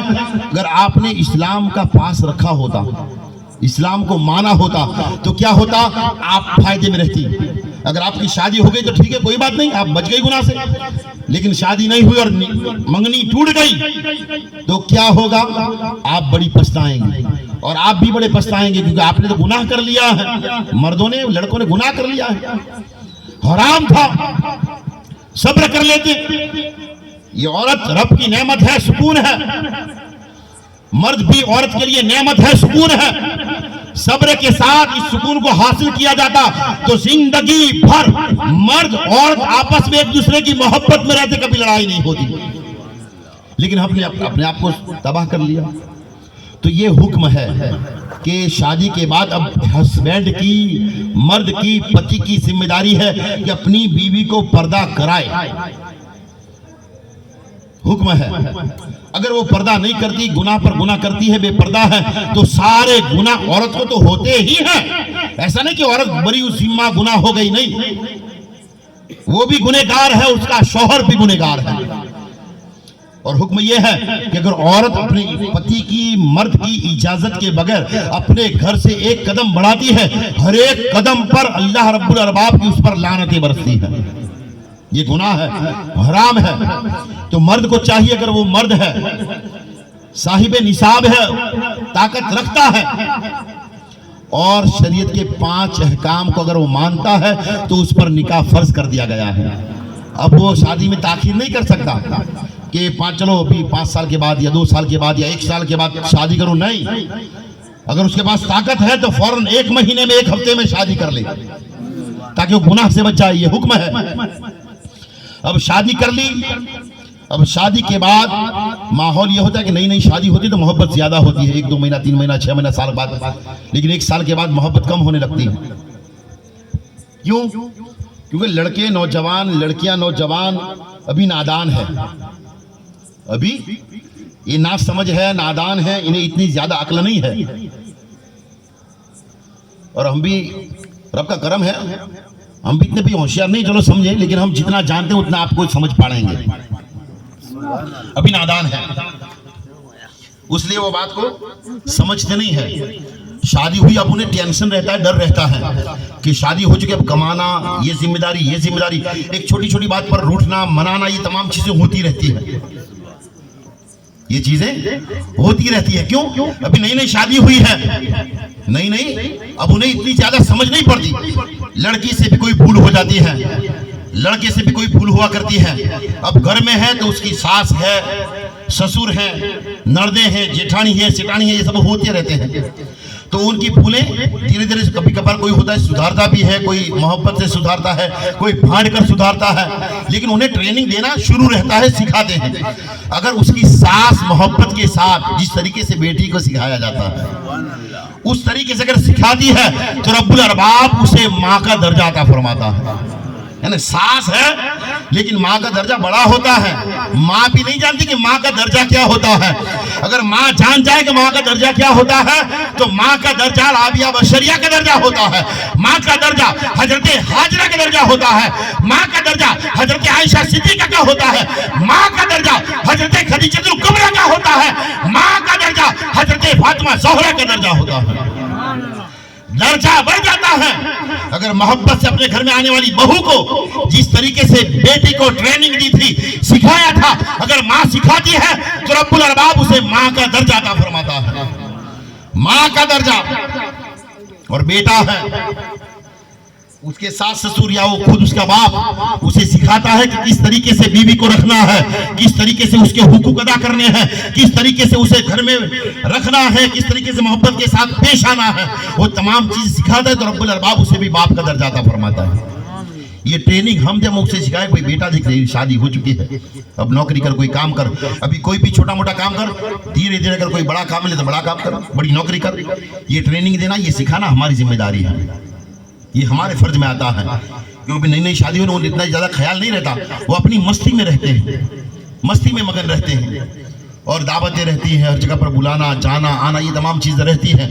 तो चाहिए कि पहले से उसने शादी कर ली है, अब क्या करें, जो हाथ में जो सोने की अंगूठियां मर्द ने पहनी है वो निकाल दें। चलो वो रिवाज था, लोगों ने दे दी, हालांकि हराम था, न पहने, अगर न माने तो पहनकर फौरन रिवाजन निकाल ले, तो रब्बुल अरबाब उसे गुनाह नहीं देगा बल्कि सवाब अता फरमाएगा जोर से, क्योंकि गुनाह से वो बच गया। अब निकाह खानी हुई, शादी हुई, निकाह पढ़ा लिया उसने, और लड़की जो पर्दे में बापर्दा रही, वो भी घर में पहले से, मर्द औरत दोनों, पहली ही रात जब सुबह में नहा धोकर उठे तो सबसे पहले रब्बुल अरबाब का कुरान करीम खोले, दुरूद पाक पढ़े और कुरान करीम की पहली सूरत अल्हम्दुलिल्लाहि रब्बिल आलमीन और अलिफ लाम मीम सूरह बकरा और यासीन शरीफ की तिलावत करे।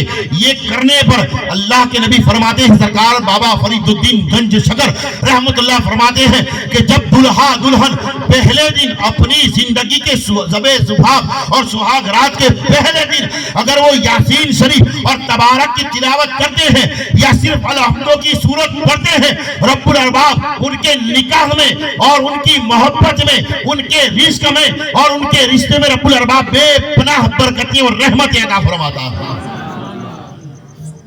और इतना नहीं बल्कि सरकार मुल्ला अली कारी फरमाते हैं कि जो ये दोनों मर्द औरत अकेले नहीं मिले हैं, हस्बैंड और वाइफ, मियाँ बीवी, शोहर और बीवी, दोनों अकेले नहीं मिले हैं, बल्कि ये दोनों तो मिले ही मिले हैं, लेकिन रब्बुल अरबाब ने इन मियाँ बीवी की बरकत से दो खानदानों को भी मिलाया है, दो खानदानों को भी मिलाया है। ये दोनों थे, जब ये दोनों मिलते हैं, इन दोनों में मोहब्बत पैदा होती है। अब ये लड़की का परिवार, लड़के का परिवार, दोनों भी मोहब्बत में मिल जाते हैं, दोनों भी रिश्तेदार बन जाते हैं, दोनों भी आपस में मोहब्बत पैदा कर लेते हैं, खानदान बना हुआ, मोहब्बत पैदा फरमाई, दोनों भी मिल जाते हैं। अब वो क्या करें? जो लड़का है, शादी नई नई हुई है, ख्वाहिशात बहुत सारी है, नई नई उमंगे जाग रही है, लेकिन वो शरीयत मुस्तफा का ख्याल रखे कि मैंने शादी की है, अभी नहीं तो फिर कब मैं शुरुआत करूंगा? नहीं, अभी से अपनी बीवी को पर्दा कराऊं, जोर से अभी से पर्दा कराऊं, शरीयत के सांचे में उसे ढालें, फजर में, जोहर में नमाज का कहे, खुद भी नमाज के लिए जाए, उसे भी नमाज के लिए खड़ा कर दें, नमाज के लिए उसे भी खड़ा कर दें, वो भी नमाज पढ़ने मस्जिद में जाए, उसे भी घर में नमाज के लिए कहे। इसलिए कि जब औरत अपने घर में, बड़ी बड़ी बातें आ रही हैं, औरत जब अपने घर में छुप कर नमाज पढ़ती है, क्योंकि औरत का मतलब ही है पर्दा, छुपाना, जब अपने घर में नमाज पढ़ती है तो रब्बुल अरबाब उसे अपने घर में एक वक्त की नमाज पढ़ती है, तो रब्बुल अरबाब उसे घर में एक वक्त की नमाज पढ़ने पर 50,000 वक्त की नमाज पढ़ने का सवाब अता फरमाता है, 50,000। और मर्द अगर मस्जिद में जाकर नमाज पढ़ता है तो उसे 70,000 नमाज पढ़ने का सवाब अता फरमाता है। ये सवाब है, ये नेकियां है, रब्बुल अरबाब ने रखे हैं। तो वो अपने घर में नमाज पढ़े, ये मस्जिद में जाकर नमाज पढ़े, हर नमाज के वक्त वो भी नमाज पढ़े, ये भी नमाज पढ़े, और वो भी अपने आप को सिखाए, अपनी बीवी को सिखाए, बीवी भी अगर कोई जरूरी बात हो जो लायक हो सिखाने के, तो अपने मर्द को भी सिखाए कि इस तरीके से बात करनी है किसी के भी साथ, किसी के भी घर दावत पर जाना तो इस तरीके से जाना, इस तरीके से खाना, इस तरीके से पीना, इस तरीके से बातचीत करना, इस तरीके से व्यवहार रखना। ये तमाम चीजें एक दूसरे को ट्रेनिंग देती रहे, एक दूसरे को एक्टिव करते रहे, एक दूसरे को सिखाते रहे, और कोई बड़ा ना बने। आप अपनी बीवी को, क्योंकि आपकी बीवी है ना, अगर आप राजा है तो वो रानी है, अगर आप मियाँ है तो वो बीवी है, तो आप उसे सिखाएं, वो आपको सिखाएं। अगर काबिल कबूल है तो औरत की बात भी सुने, सीखे, ताकि औरत की बात जो सुनने के लायक थी, सीखने के लायक थी, उसे आपने सुना और सीखा तो अदना बता रहा है, और आला अगर उसे सच बात थी और अमल करता है तो रब्बुल अरबाब उसकी बेहिसाब मगफिरत फरमा देता है, सवाब देता है। इसलिए कि वो जो छोटा था उसकी बात अच्छी थी, तो अपने तकब्बुर को मारकर, अपने अहमपना को मारकर उसने उस बात पर अमल किया तो रब्बुल अरबाब उसकी इस अदा को पसंद कर लेता है। तो एक दूसरे की बातों को माने, सीखें, अपने आप को ही ट्रेन करें, ताकि देखने वाला ये कहे कि देखो ये मीवा बीवी की शादी हुई है, जब से शादी हुई दोनों खुश खुशहाल जिंदगी गुजार रहे हैं, बीवी पर्दे में है, मर्द नमाजी है, चेहरे पर दाढ़ी सजाई है, हुकूक अदा कर रहा है और ईमानदारी के साथ जिंदगी बसर कर रहा है। लोग देखकर ये कहें कि हाँ जिंदगी होनी चाहिए तो इन लोगों की तरीके से होनी चाहिए। अपने माहौल को बनाए, अपने माहौल को सुधारे, सीखें। ये जो गैर जरूरी रिवाज है वो अपनी शादियों से निकाल दें, दूर कर दें, और जो हक रिवाज है वो अपनाएं, जो हक है उसे उस पर अमल करें। वरना आज भी 1 महीने में, 1 साल में, 10 साल में, 25 साल में, 50 साल, 60 साल, 70, 80 साल की उम्र में भी हमने देखा है कि मियाँ बीवी बूढ़े हो चुके तब भी लड़ते हैं, गाली गलौज की जाती है, वो इसे बोल रही है, वो उसे बोल रहे हैं। ये माहौल आखिर तक फिर चलता रहता है, इसलिए कि बेबरकती हमने अपनी शादियों में पैदा कर दी, गलत रिवाज ला चुके हैं, इसलिए फिर ये चलता रहता है। हमने अपने आप को नहीं सुधारा और उसे भी नहीं सुधारा। अगर सुधारा होता तो ये जिंदगियां हैं, चंद रोज की हैं। देखो शादी के मौके पर दूरों दराज से मेहमान आते हैं, कितने दूर दूर से आते हैं, हर एक को कंकुतरी जाती, आप आना, आप आना, आप आना। क्यों भाई? शादी है, व्यवहार भी है, और ये भी नियत होती कि भाई ये आए तो दूल्हा दुल्हन को दुआएं दे, है ना, यही नियत होती है ना भाई। ये दोनों अपनी जिंदगी की नई शुरुआत करने जा रहे हैं, अपनी जिंदगी में दोनों मिलने जा रहे हैं, नई शुरुआत करने जा रहे हैं, तो हर एक आकर उन्हें दुआएं दे, इनके लिए दुआएं करें, इनकी खुशी में शरीक हो, इसलिए लोग आते हैं। और वलीमा भी होता है, हर एक आता है सलाह भी देता है, जो नया रिवाज है वो भी बताता है, ये भी होता है। तो एक दूसरे को सिखाते भी हैं, ट्रेनिंग भी दी जाती है। तो ये शादियां हमारी औलादों की जब हम करते हैं तो हमें खुशी सबसे ज्यादा होती है कि भाई चलो आज हमारे घर में हमारी लड़की की शादी, हम अपनी जिम्मेदारी पूरी कर लेंगे। हमने अपने लड़के की शादी की, हम खुद धंधा करते हैं, व्यापार करते हैं, खेती करते हैं, कोई नौकरी करते हैं तो हम सोचते हैं भाई बच्चा नौकरी पर लग गया है तो ठीक है, नहीं लगा तो सोचते हैं भाई इसकी शादी तो मैं कर रहा हूँ लेकिन इसकी धंधे का क्या, नौकरी का क्या। वो लड़का भी सोचता है इसके बाद मैं क्या करूंगा। तो उसे भी चाहिए मेहनत करें, और अभी से मेहनत करेगा, पहले से मेहनत कर, तब जाकर उसकी मेहनत रंग लाएगी। शादी करी, अब घर में है दोनों, वो भी अपने आप से जिंदगी गुजारे, अपने भी अपने आप से जिंदगी गुजारे। अब उनकी जो जिंदगी उसमें हमें दखल नहीं देना है। अगर लगे कि यहाँ पर दखल देने जैसा है, समझाने जाओ समझाएं, अगर नहीं है समझाने फिर दूर रहे, वो खुद अपने आपस में मैटर सुलझा लेंगे। तो ये जिंदगी भर लड़ाई चलने वाली है, लड़ती कभी कभार होने वाली, किसी लेट गो कर कर जो जिंदगी गुजारते हैं उसकी शादी सक्सेस होती है। लेकिन अगर थोड़ी सी लड़ाई में, छोटी मोटी बात में, और आज तो भी अगर नमक ज्यादा गिर गया या कम डल गया तब भी आपस में बहस व मुबाहिसा हो जाती, लड़ाई हो जाती है। ये मैटर है हमारा। छोटी छोटी बातों में, कपड़ों की बातों में, शादी ब्याह हुई तो अगर शौहर के पास रुपया पैसा है तो वो लाकर आपको देगा। हर मर्द चाहता है कि उसकी लड़की अच्छे से अच्छा लिबास पहने, उसकी हर एक ख्वाहिश पूरी की जाए, लेकिन अगर उसके पास सगवड़ नहीं है तो औरत भी सब्र करे। जब औरत सब्र कर लेती है तो रब्बुल अरबाब उसके घर वाले के रिस्क में बरकत अता फरमाता है। लेकिन अगर वो सब्र नहीं कर पाती तो और ज्यादा पस्ती आती है। मैंने बताया ना कि भाई वो बताया था कि सरकार बाबा फरीदुद्दीन गंज शकर की बारगाह में ये फरमाई भी थी कि एक मुरीद आया जो अपने देश में वापस नौकरी और कामकाज और धंधा करके जा रहा था। तो उसने कहा कि सरकार आप दुआ करें, मैं पैसा रुपया कमा चुका हूं, बहुत सारे रुपये जमा हो चुके हैं, अब अपने गांव अपने देश में जाकर मैं शादी करना चाहता हूं। कहा कोई बात नहीं, बैठ जाओ, रेगिस्तान का सफर है, रेगिस्तान का सफर है, धूप ज्यादा है, बैठो तरबूज खाकर जाओ, है ना। वो पीर हैं, पीर और आलिम का ये काम है, और बुजुर्गों का और बूढ़ों का और माँ बाप का, अपनों से बड़ों का ये काम है कि अपने बच्चों को अच्छी सीख दे, सुधारे, समझाएं, अच्छी सलाह दे, ना कि गुमराह की, है ना। आज अगर कोई लड़की कहती है कि भाई ऐसा करता है, ऐसा करता है, वो कहते तू ऐसा कर, सीधा कर दे इसको, कहता है कि नहीं। अगर मर्द के पास कोई कहता है कि भाई मेरी बीवी तो ऐसी करती है, उसका दोस्त सलाह देता है कि नालाव दे कपड़े रख, ऐसी नहीं ऐसी ना जे इसकी घर शादी में बिठा रख, इसको छोड़ा इसकी घर शादी में, तू घर बैठ है। इसके माँ बाप ने खुद हाथ पग जोड़ने तेरे पास माफी मांगने तेरे लेना आएंगे, ये होता है कि नहीं। हमारा काम ये है, हमें कितने लोगों को, हम सब की नहीं, चंद लोग ही अच्छी सिखावट देते हैं, वरना हम सब बुरे ही हैं।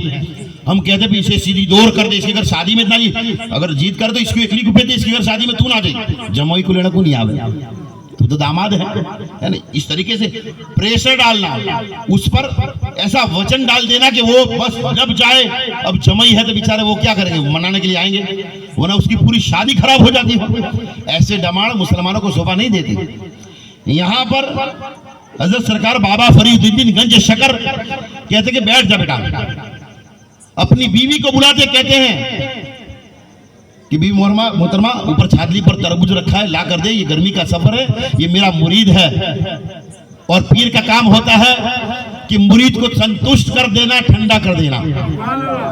ये तरबूज ला कर दे ताकि ये तरबूज खाकर गर्मी में जाए, ताकि इसे ठंडक पहुंचे, ये परेशान ना हो अपने गांव में जाते तक। इसकी शादी है, ये शादी करने जा रहा है, कमा धमा कर, शान और शौकत के साथ शादी करेगा, कमाया है ना। तो पीरानी अम्मा गई, ऊपर छातली पर से तरबूज उतारा और पीर के सामने रखा और कहा सरकार, लिया हाथ में तरबूज, कहा ये लो, ठोका बजाया, देखा ये कच्चा है, कहा नहीं रुक जाओ, ये तो कच्चा है। अपने मुरीद को कहा ये तो कच्चा है, रुको।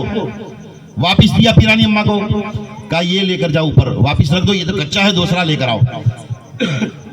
फिर पीरानी अम्मा आई, टेबल रखा, छातली पर चढ़ी, वो तरबूज रखा, फिर लेकर आई वापस दूसरा तरबूज और फिर पीर साहब को दिया। उन्होंने फिर से टोक बजाया, देखा ये भी कच्चा है, ये भी कच्चा है। कहा जाओ इसे भी। वो मुरीद कहता है सरकार चलेगा, कोई बात नहीं, कच्चा है तो। लेकिन कहा नहीं, तुम मेरे मुरीद हो, भला कच्चा कैसे रहने दे सकता हूँ, बदल दो। पीरानी अम्मा को वापिस दिया। दूसरी तीसरी मर्तबा लेकर वो टेबल रखकर फिर ऊपर चढ़ी। बुजुर्ग है, उम्र ज्यादा है, लेकिन तरबूज लिया, टेबल पर चढ़कर थाली पर रखा, फिर वापिस लेकर आई और फिर ठोक बजा कर देखा कि हाँ चलो ये मुरीद बोल पड़ा कि सरकार पीरानी अम्मा को क्यों तकलीफ दे रहे हैं बार बार, ये जाती है, उम्र ज्यादा है, टेबल रखते खड़ी होकर छाती पर से तरबूज उतारती है, पिलाती है, आप इन्हें क्यों थका रहे हैं, इतना काम क्यों करा रहे हैं। लेकिन पीर साहब कहते कि कोई बात नहीं, ये तेरे लिए पक्का तरबूज लेकर आ गई है, ये लो। लेकिन मुरीद तो मुरीद होता है, मुक्तदी तो मुक्तदी, आलिम की कदर जानता है, पीर की कदर जानता है।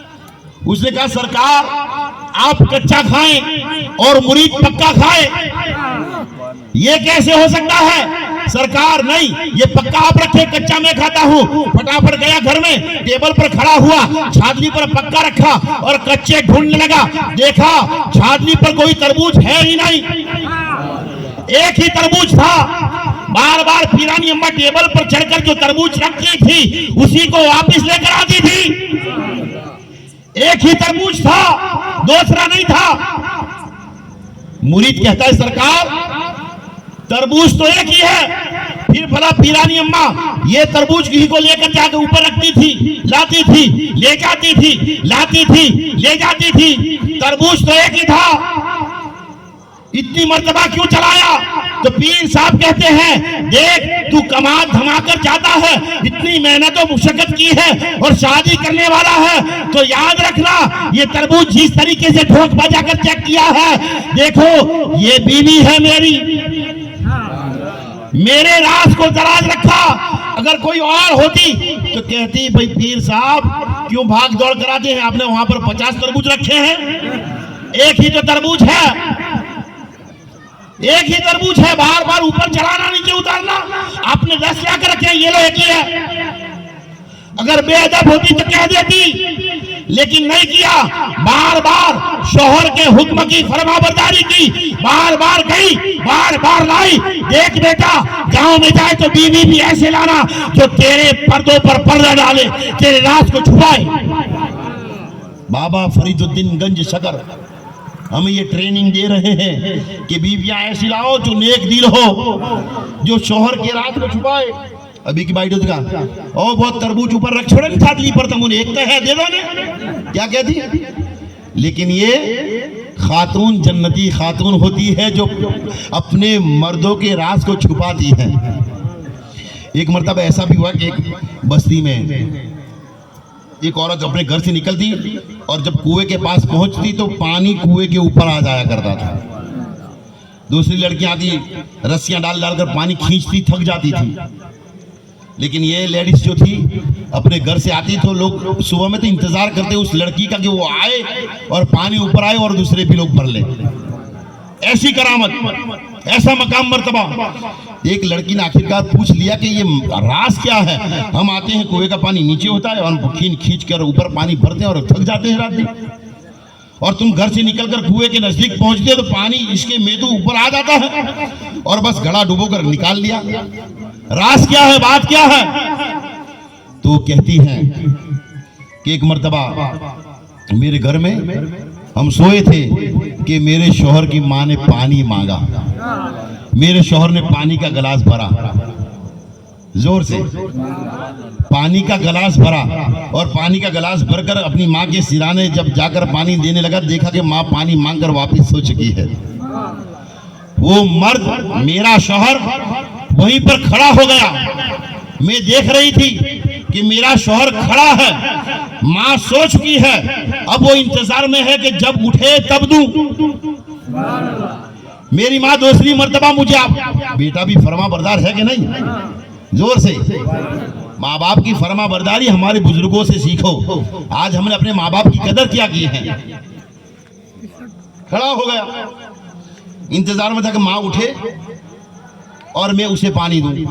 तो वो बीवी कहती है कि थोड़ी देर ज्यादा हो गई, यानी कि 1-2 घंटा हो गया, वह मेरा शौहर पानी का गिलास हाथ में लेकर अपनी माँ के पास खड़ा ही रहा।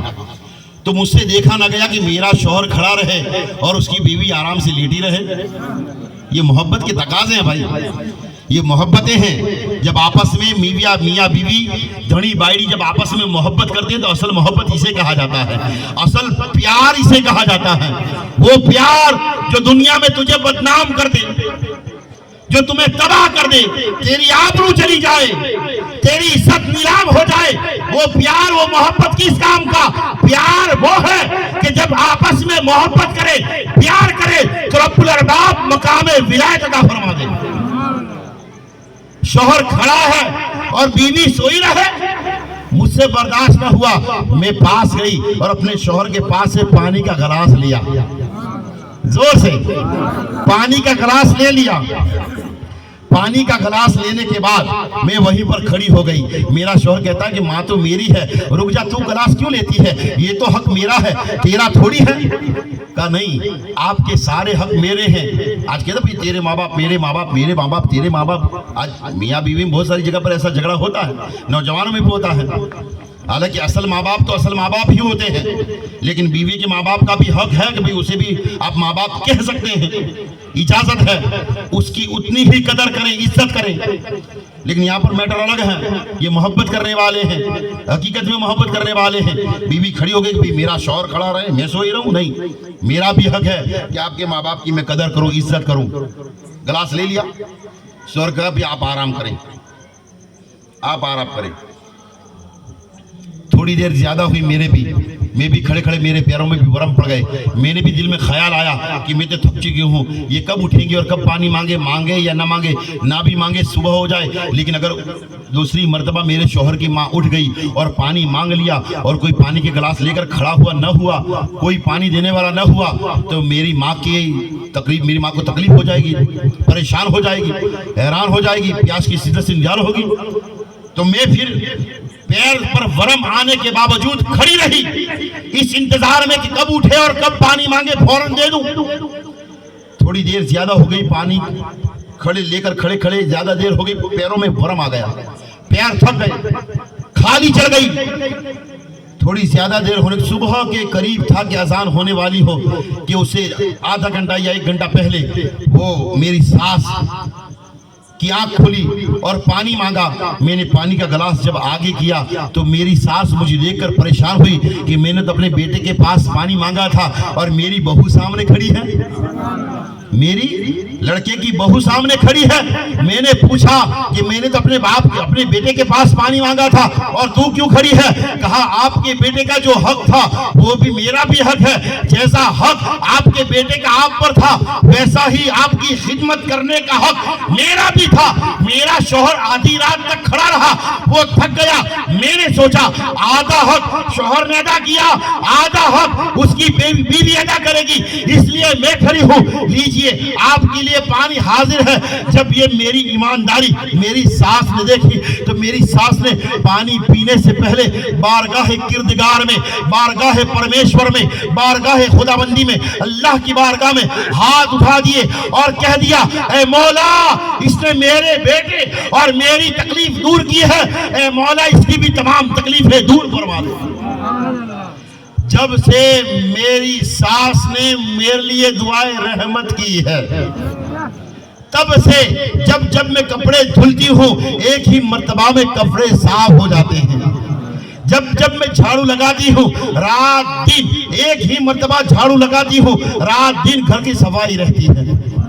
अपने बच्चे को एक ही मर्तबा मैं अपने घोड़िए में या पलंग पर डालती हूँ, एक ही मर्तबा सुलाती हूँ, बच्चा सो जाता है। और इतना नहीं, जब मैं अपने घर से घड़ा लेकर देगड़ा लेकर निकलती हूँ, रास्ते में होती हूँ, कुआं करीब आता है, मैं कुएं के करीब जाती हूँ, कुएं के अंदर जो नीचे तह में पानी है वो पानी मेरे इस्तेकबाल के लिए ऊपर आ जाता है। मैं अपना घड़ा डालकर पानी भर लेती हूँ। मकाम कहाँ मिला, कहाँ से हासिल हुआ? अपनी सास की खिदमत करने पर, अपनी सास के हक अदा करने पर। बीवियों को भी है जो सास अपनी बीवी के हक अदा करते हैं। हर एक की जिम्मेदारी है, ऐसा नहीं कि हर एक दूसरे की खिदमत करे, हर एक के हुकूक हैं, हर एक के फराइज हैं। हजरत सरकार बायजीद बुस्तामी, हजरत सरकार बदियुद्दीन जिंदा शाहमदार के पीर का नाम है। हजरत बायजीद बुस्तामी एक औरत, एक लड़की थी जो अपने मिकदार से हट गई थी, अपने मकाम से हट गई थी, अपने मर्तबे से हट गई थी और उसने गलत राह इख्तियार कर ली थी। और ऐसी राह इख्तियार कर ली थी, मैंने बताया ना कि भाई आज अपनी बीवी के हक छोड़कर दूसरी औरतों के पीछे अपने बीवी बच्चे की माल दौलत को उड़ाया जाता है ना? क्योंकि जो आप कमाते हैं, जो मर्द कमाता है, उस पर हक उसकी बीवी बच्चों का ही होता है, उसके अकेले का नहीं होता। अगर आप 1000 रुपये कहीं फुजूलियात में खर्च करते हैं तो आपके कमाए हैं, लेकिन आपके अकेले के नहीं है, उस पर आपकी बीवी का भी हक था और आपके बच्चों का भी हक था, आपके माँ बाप का भी हक था। आप पैसा भी वापरें तो सोच समझ कर वापरें। ये अकेले आपके पैसे नहीं, कर आप अकेले कमाते हो लेकिन आप अकेले के पैसे नहीं है। रब्बुल अरबाब तेरे कमाने में तेरी बीवी और तेरे बच्चे और तेरे माँ बाप का भी हक अदा करता है, हक देता है। ऐसा नहीं कि तेरे अकेले के हैं। तो वैसे ही वो औरत अपनी राह से भटक गई थी और गलत राह इख्तियार कर ली थी। बायजीद बुस्तामी, आपने सुना होगा कि जैसे ही उन्होंने देखा कि मामला ऐसा हुआ है कि एक औरत फाहिशा हो चुकी है और लोग उसके घर पर जाते हैं और ये काम हराम हो रहा है, और धीरे धीरे मोहल्ला खराब हुआ, फिर पूरी कॉलोनी, फिर पूरा गांव खराब हुआ। एक के बाद एक लोग गुमराह होते गए। किसी का भी गुनाह करने का मन होता, उसके दर पर चला जाता, उसके घर पर चला जाता, वहां पर गुनाह कर लेता था। हजरत सरकार बायजीद बुस्तामी सरकार बदियुद्दीन जिंदा शाहमदार के पीर, उनके कान में ये आवाज पड़ी तो उनसे रहा न गया। उम्र ज्यादा थी, बुजुर्गी थी, डोसे हो चुके थे, बुढ़े हो चुके थे, गहरे हो चुके थे, है ना? यानी कि बचपने से लेकर जवानी से लेकर बूढ़े और गहरे होने तक आप मुसलमान हैं तो आपका हक ये है किसी का अच्छा करें, किसी का बुरा न करें। यहाँ पर बायजीद बुस्तामी बूढ़े हो चुके हैं, लेकिन नेकी का ये आलम के हाथ में फिर कांसा लिया, है ना? हाथ में कांसा लिया, कांसा लेकर उसके दरवाजे पर जाकर बैठ गए। अब अगर कोई मोहल्ले का नौजवान आता तो देखकर वापिस चला जाता, क्योंकि बायजीद बुस्तामी बैठ थे। आलिम का, पीर का, वलियों का अदब मुसलमान पहले से करते हैं कि नहीं, वापस पलट जाता था। मोहल्ले का, गांव का, कॉलोनी का कोई भी आता वापस पलट जाता। उसकी एक लौंडी आई, नौकरानी आई, देखा कि आज कोई ग्राहक नहीं आया, कोई नहीं आया, क्या हुआ, क्या बात है? देखा कि सीढ़ियों पर तो एक अल्लाह का वली बैठा, एक फकीर बैठा है। वो जाकर उस फाहिशा औरत से कहता कि दरवाजे पर एक फकीर बैठ गया है। उसको देखकर बस्ती वाले शर्माते, लोग वापिस जा रहे हैं, है ना? अगर आज किसी की लड़ाई हो रही हो और कोई नामचीन आदमी जिसका वो सामने वाला जिसकी लड़ाई है अगर वो सुनता हो तो ये जो अच्छे दिल वाला होगा खड़ा हो जाएगा, भाई वो भाई लड़ाई मत करो, वो छुड़वाएगा जोर से, क्योंकि ये उसका हक है। अगर किसी जगह की लड़ाई उसकी वजह से रुकती है तो उसके ऊपर फर्ज है कि वो जाए और उस लड़ाई को रोके। यहाँ पर बायजीद बुस्तामी बैठ गए फाहिशा के दरबार में, चौखट पर लोग वापिस पलट लगे, गुनाहों से लोग बचने लगे। अब कौन गुनाह कर ले जा सकता है? सब के सब हजरत बायजीद बुस्तामी की इज्जत करते थे। उस लौंडी ने देखा कि ये तो बैठे ग्राहक वापिस जा रहे हैं, कह दिया उसको, कहा कि दरवाजे पर एक फकीर बैठ गया है जो किसी को आने नहीं दे रहा है, लोगों के रास्ते रोकता है। तो बाहर आई, कहा फकीर यहाँ पर क्यों बैठे हो, निकल जाओ यहाँ से, यहाँ पर बैठने का मकाम तुम्हारा नहीं है, तुम्हें पता नहीं ये फाहिशा का घर है, ऐसी जगह पर अल्लाह वाले नहीं बैठा करते। कहा मैं बैठा नहीं, रब्बुल अरबाब ने मुझे बिठाया है, रब्बुल अरबाब ने मुझे बिठाया है। कहा नहीं ऐसा नहीं होगा, मैं काम है। कहा क्या कीमत है? एक रात की कीमत उसे दे दी। दाखिल हो गए घर में, लोग तोहमतें लगाते, लेकिन लोग जानते थे ये जो अंदर गए हैं वो अल्लाह का वली है। दाखिल हुए, कहा ये बूढ़ा आदमी क्या करेगा? कहा बताओ क्या करना है, तुमने कीमत अदा की है?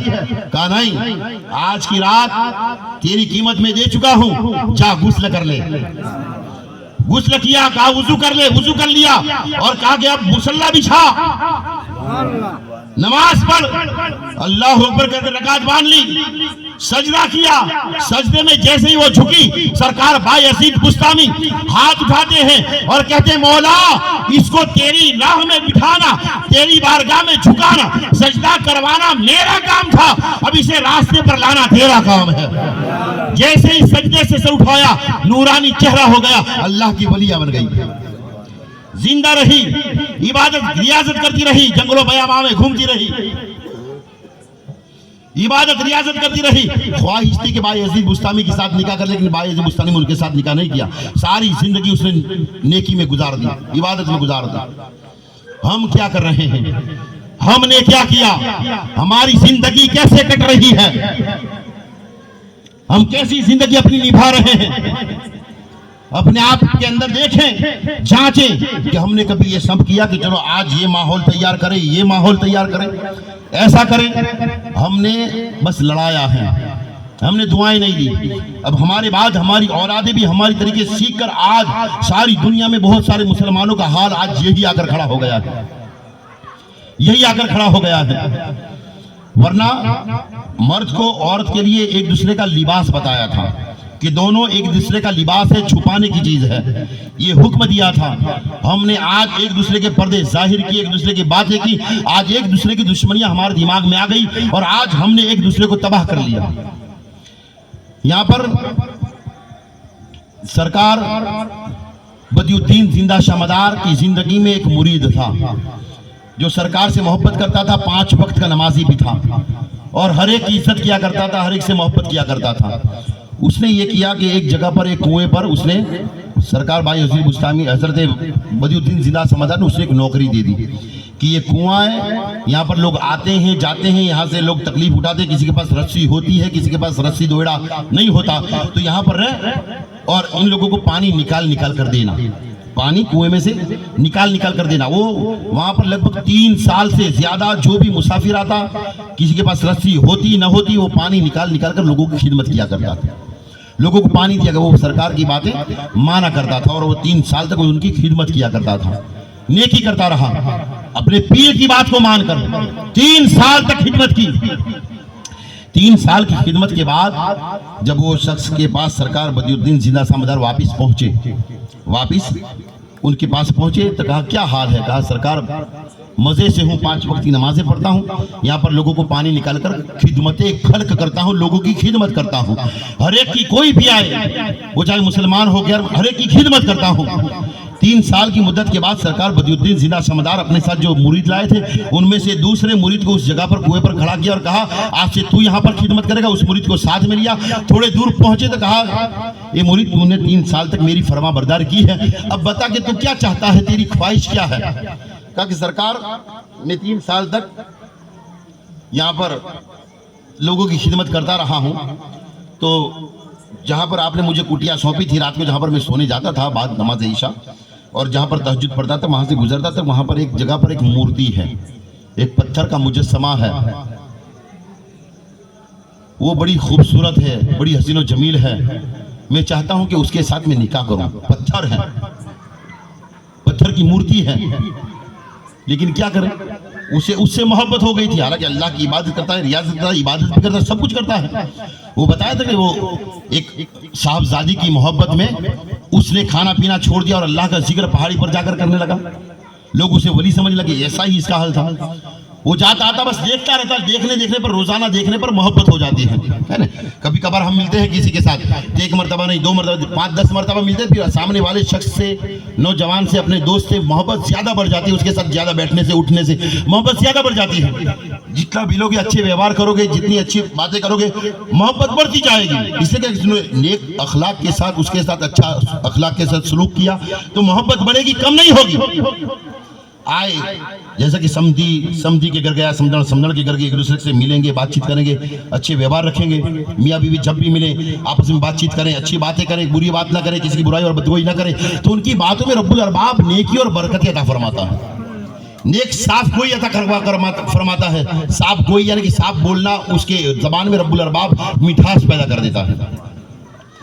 तो यहाँ पर वो बार बार देखने पर, फिलहाल मुख्तसर, बार बार देखने पर उसे उस मूर्ति से मोहब्बत हो गई।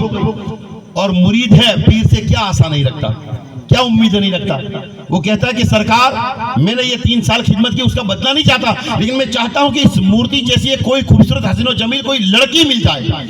तो सरकार बदियुद्दीन जिंदा साहब बदार फरमाते हैं, अगर यही तुझे मिल जाए तो, यही तुझे दे दी जाए तो, कहा सरकार फिर तो सोने पर सुहागा। सरकार बदियुद्दीन जिंदा शमदार अपने हाथों पर मिट्टी उठाते हैं और हाथों से उस पर दम करके उस मूर्ति मुजस्समे पर फेंकते हैं, मूर्ति जिंदा हो जाती है, मूर्ति में रूह आ जाती है, जिंदा मूर्ति के अंदर रूह फूंक देते हैं जैसे कि अल्लाह के हुक्म से। उसके साथ फिर उसकी निकाह खानी होती है, निकाह पढ़ा देते। ये शान है, ये रब्बुल अरबाब, ये औलिया अल्लाह को अता फरमाता है। तो निकाह में बरकत है, निकाह में रहमत है, और जब तक आप निकाह नहीं करते, उम्र बढ़ती है तो फिर धीरे धीरे उनके ख्यालात गुनाहों की तरफ बढ़ते हैं। तो चाहिए अगर आपकी औलादें बड़ी हो रही हैं तो आपके पास चाहे पैसा रुपया हो कि ना हो, खानदान को बुलाए या करीबी रिश्तेदारों को बुला ले और वलीमा कर ले, निकाह खानी समूह में करा ले, सस्ते में, सादे में, सोबर में। बच्चे बड़े ये उम्मीद ना रखें कि 2 साल के बाद पैसा इस जगह से आने वाला है, या ये खेत बेच दूं, या फला जगह से इतना कमा लूंगा, या ये पैसा आएगा फिर निकाह करूं, ये उम्मीद न रखें। उससे पहले अगर आपकी औलाद गुनाह में पड़ गई और गुनाह कर लिया, वो सारी गुनाह की वबाल आपके सर पर होगी। वही औरत है जो 3 मर्दों को जहन्नम में ले जाएगी। एक उसका भाई जिसने अपने बहन की जवानी की हिफाजत नहीं की, उसे साचोया नहीं। दूसरा उसका बाप जिसने उसकी सही उम्र पर शादी नहीं की। तीसरा उसका शौहर जिसने शादी के बाद भी अपनी बीवी की हिफाजत नहीं की, और बीवी भी खुद अपने शौहर के साथ ईमानदारी के साथ जिंदगी न गुजारने पर खुद जहन्नम में जाएगा। लेकिन वो तो 3 को लेकर ही जाएगा, क्योंकि उसने उसके हक अदा नहीं किए। भाई है तो अपनी बहन की हिफाजत करे, बचाए गुनाह से। अगर उसका बाप है, उसकी उम्र हो गई, अब पैसा ना हो तो सादा निकाह कर ले, वाहवाही की जरूरत नहीं है, बड़े हंगामे करने की जरूरत नहीं है। उम्र हो गई, वो गुनाहों में पड़े, उससे पहले उसकी शादी कर दो। शौहर ज्यादा वक्त बाजारों में 2-2, 4-4 बजे तक इधर उधर घूमना, 1-1 महीने तक घर पर नौकरी से ना आना, औरत को बदहवास कर देता है, गुनाह की तरफ माइल करता है। तो वो भी उससे बचे, अपनी बीवी के तमाम हुकूक अदा कर दे ताकि बीवी भी गुनाह की तरफ ना बढ़े। बाप उसके हुकूक अदा कर दे ताकि वो गुनाह की तरफ ना बढ़े। भाई अपनी बहन की हिफाजत करे ताकि वो गुनाह की तरफ ना बढ़े, वरना बीवी 3 मर्दों को जहन्नम में लेकर जाएगी। और बीवियां अपने शौहर के हुकूक अदा करें, अपने बाप के लिए, अपने आप को नहीं, अपने बाप को जहन्नम से बचाने के लिए क्या करें कि भाई देखो बुर्का मैं ना पहनूंगी, पर्दा मैं ना करूंगी, तो आज भी शादी नहीं हुई तो तमाम गुनाह जो मैं करती हूँ वो अपने बाप पर भी जाते हैं। उसका बाप भी गुनहगार होता है, जहन्नम का हकदार होता है। तो क्या कोई बेटी ये चाहेगी कि उसका बाप जहन्नम में चला जाए, उसके बाप को जहन्नम रशीद कर दिया जाए? नहीं चाहेगी।